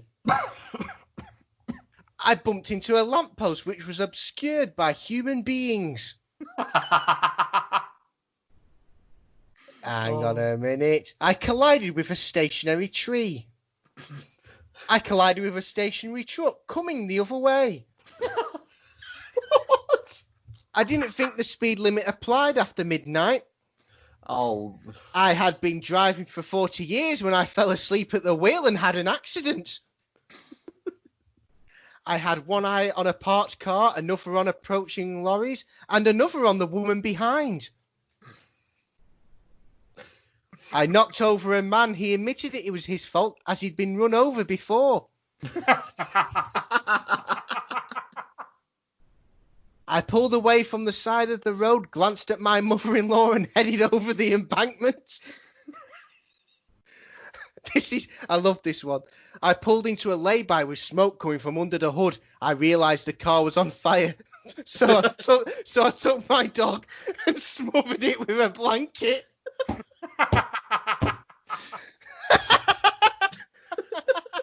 I saw a slow-moving, sad-faced old gentleman as he bounced off the roof of my car.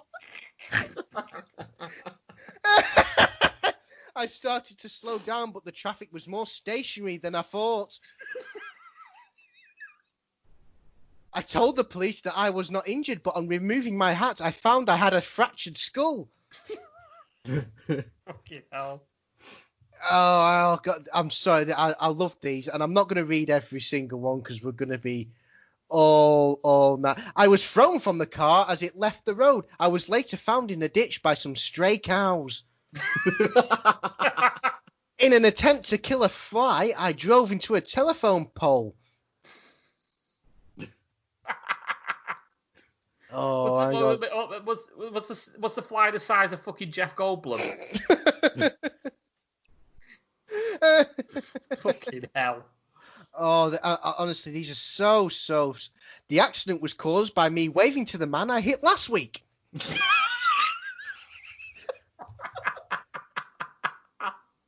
The bloke was all over the road. I had to swerve a number of times before I hit him. The car in front hit the pedestrian, but he got up, so I hit him again. Oh no. The other car collided with mine without giving warnings of its intentions. The pedestrian had no idea. That's the definition of a crash. The pedestrian had no idea which direction to run, so I ran over him.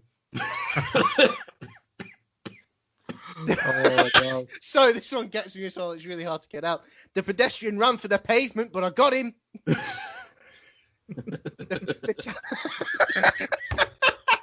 The telephone pole was approaching, and I was attempting to swerve out of its way when it struck the front end of my car. There was no. No, you don't, you bastard. There was no damage done to the car, as the gatepost will testify. There were plenty of onlookers, but no witnesses. 3 women were talking to each other when 2 stepped back and 1 step forward. I had to have an accident. To avoid a collision, I ran into the other car. To avoid hitting the bumper of the car in front, I struck a pedestrian. Oh, God. We all know those pedestrians there. They're all like, what we call crash cushions. These go on for days and days and days. Oh, It honestly, I've had so much fun simply just sat in front of my computer. Pardon me. Reading these. I was driving along the motorway when the police pulled me over onto the whole shoulder. Unfortunately, I was in the middle lane and there was a car in the other way. Oh, no. I was driving along when I saw 2 kangaroos copulating in the middle of the road, causing me to ejaculate through the sunroof. Oh, you can't top that. Question: could either driver have done anything to avoid the accident? Answer: travelled by bus. This is the one that I have to be. The claimant had collided with a cow, and the question was: what warning was given by you? Answer: a horn. Question: what warning was given by the other party? Answer: moo.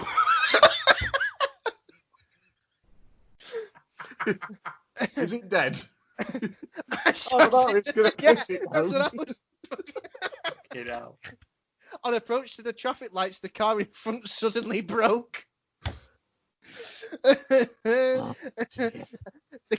I started to turn, and it was at this point I noticed a camel and an elephant tethered at the verge. This distraction caused me to lose concentration and hit a bollard.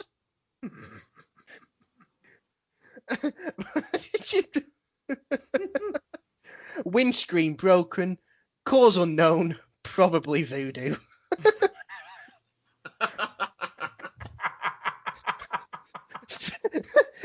First car stopped suddenly. Second car hit first car, and a haggis ran into the rear of the second car.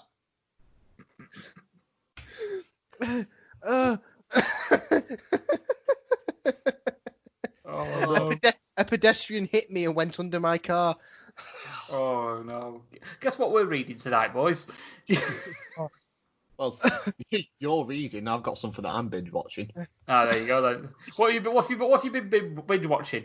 Well, Insurance claims. Can I just finish with this last one, please? Let me finish with this last one. I'll never speak of these damn things again. Until next episode. I was on my way to the doctor with rear end trouble when my universal joint gave way, causing me to have an accident. Just Google funny car insurance claims. Absolutely. Please. Absolutely. The reason why I bring up sort of like stuff that I'm going to be binge watching is that I found a amazing new program that I'm probably going to be binge watching. It's called Monster Wars. It's just It's basically well, there's a description given from a very small YouTube channel that sort of sums this TV show up. And I quote: "Monster truck racing plus costume mascots that trash talk like professional wrestlers equals hilarity."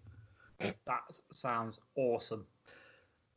So if you search Monster Wars Monster Trucks on YouTube, and then there's the one that's got me hooked is it's titled Monster Wars Gravedigger versus Carolina Crusher. and it's an undead. It's exactly what it sounds like. An undead Skeletor ripoff argues with a construction worker about who has the best truck. This sounds fucking amazing. It does. Maybe you're going to have to review it. I'm sorry, you are going to have to review it. I've got like a little 1-minute clip. I'll play it to you once we've finished up. Absolutely. Oh, God. And on that note, I think we are gonna wrap up. We've been talking now, guys, including the bit I didn't tell you we were recording, for 2 hours and 15 minutes practically. So, and it doesn't feel like it either.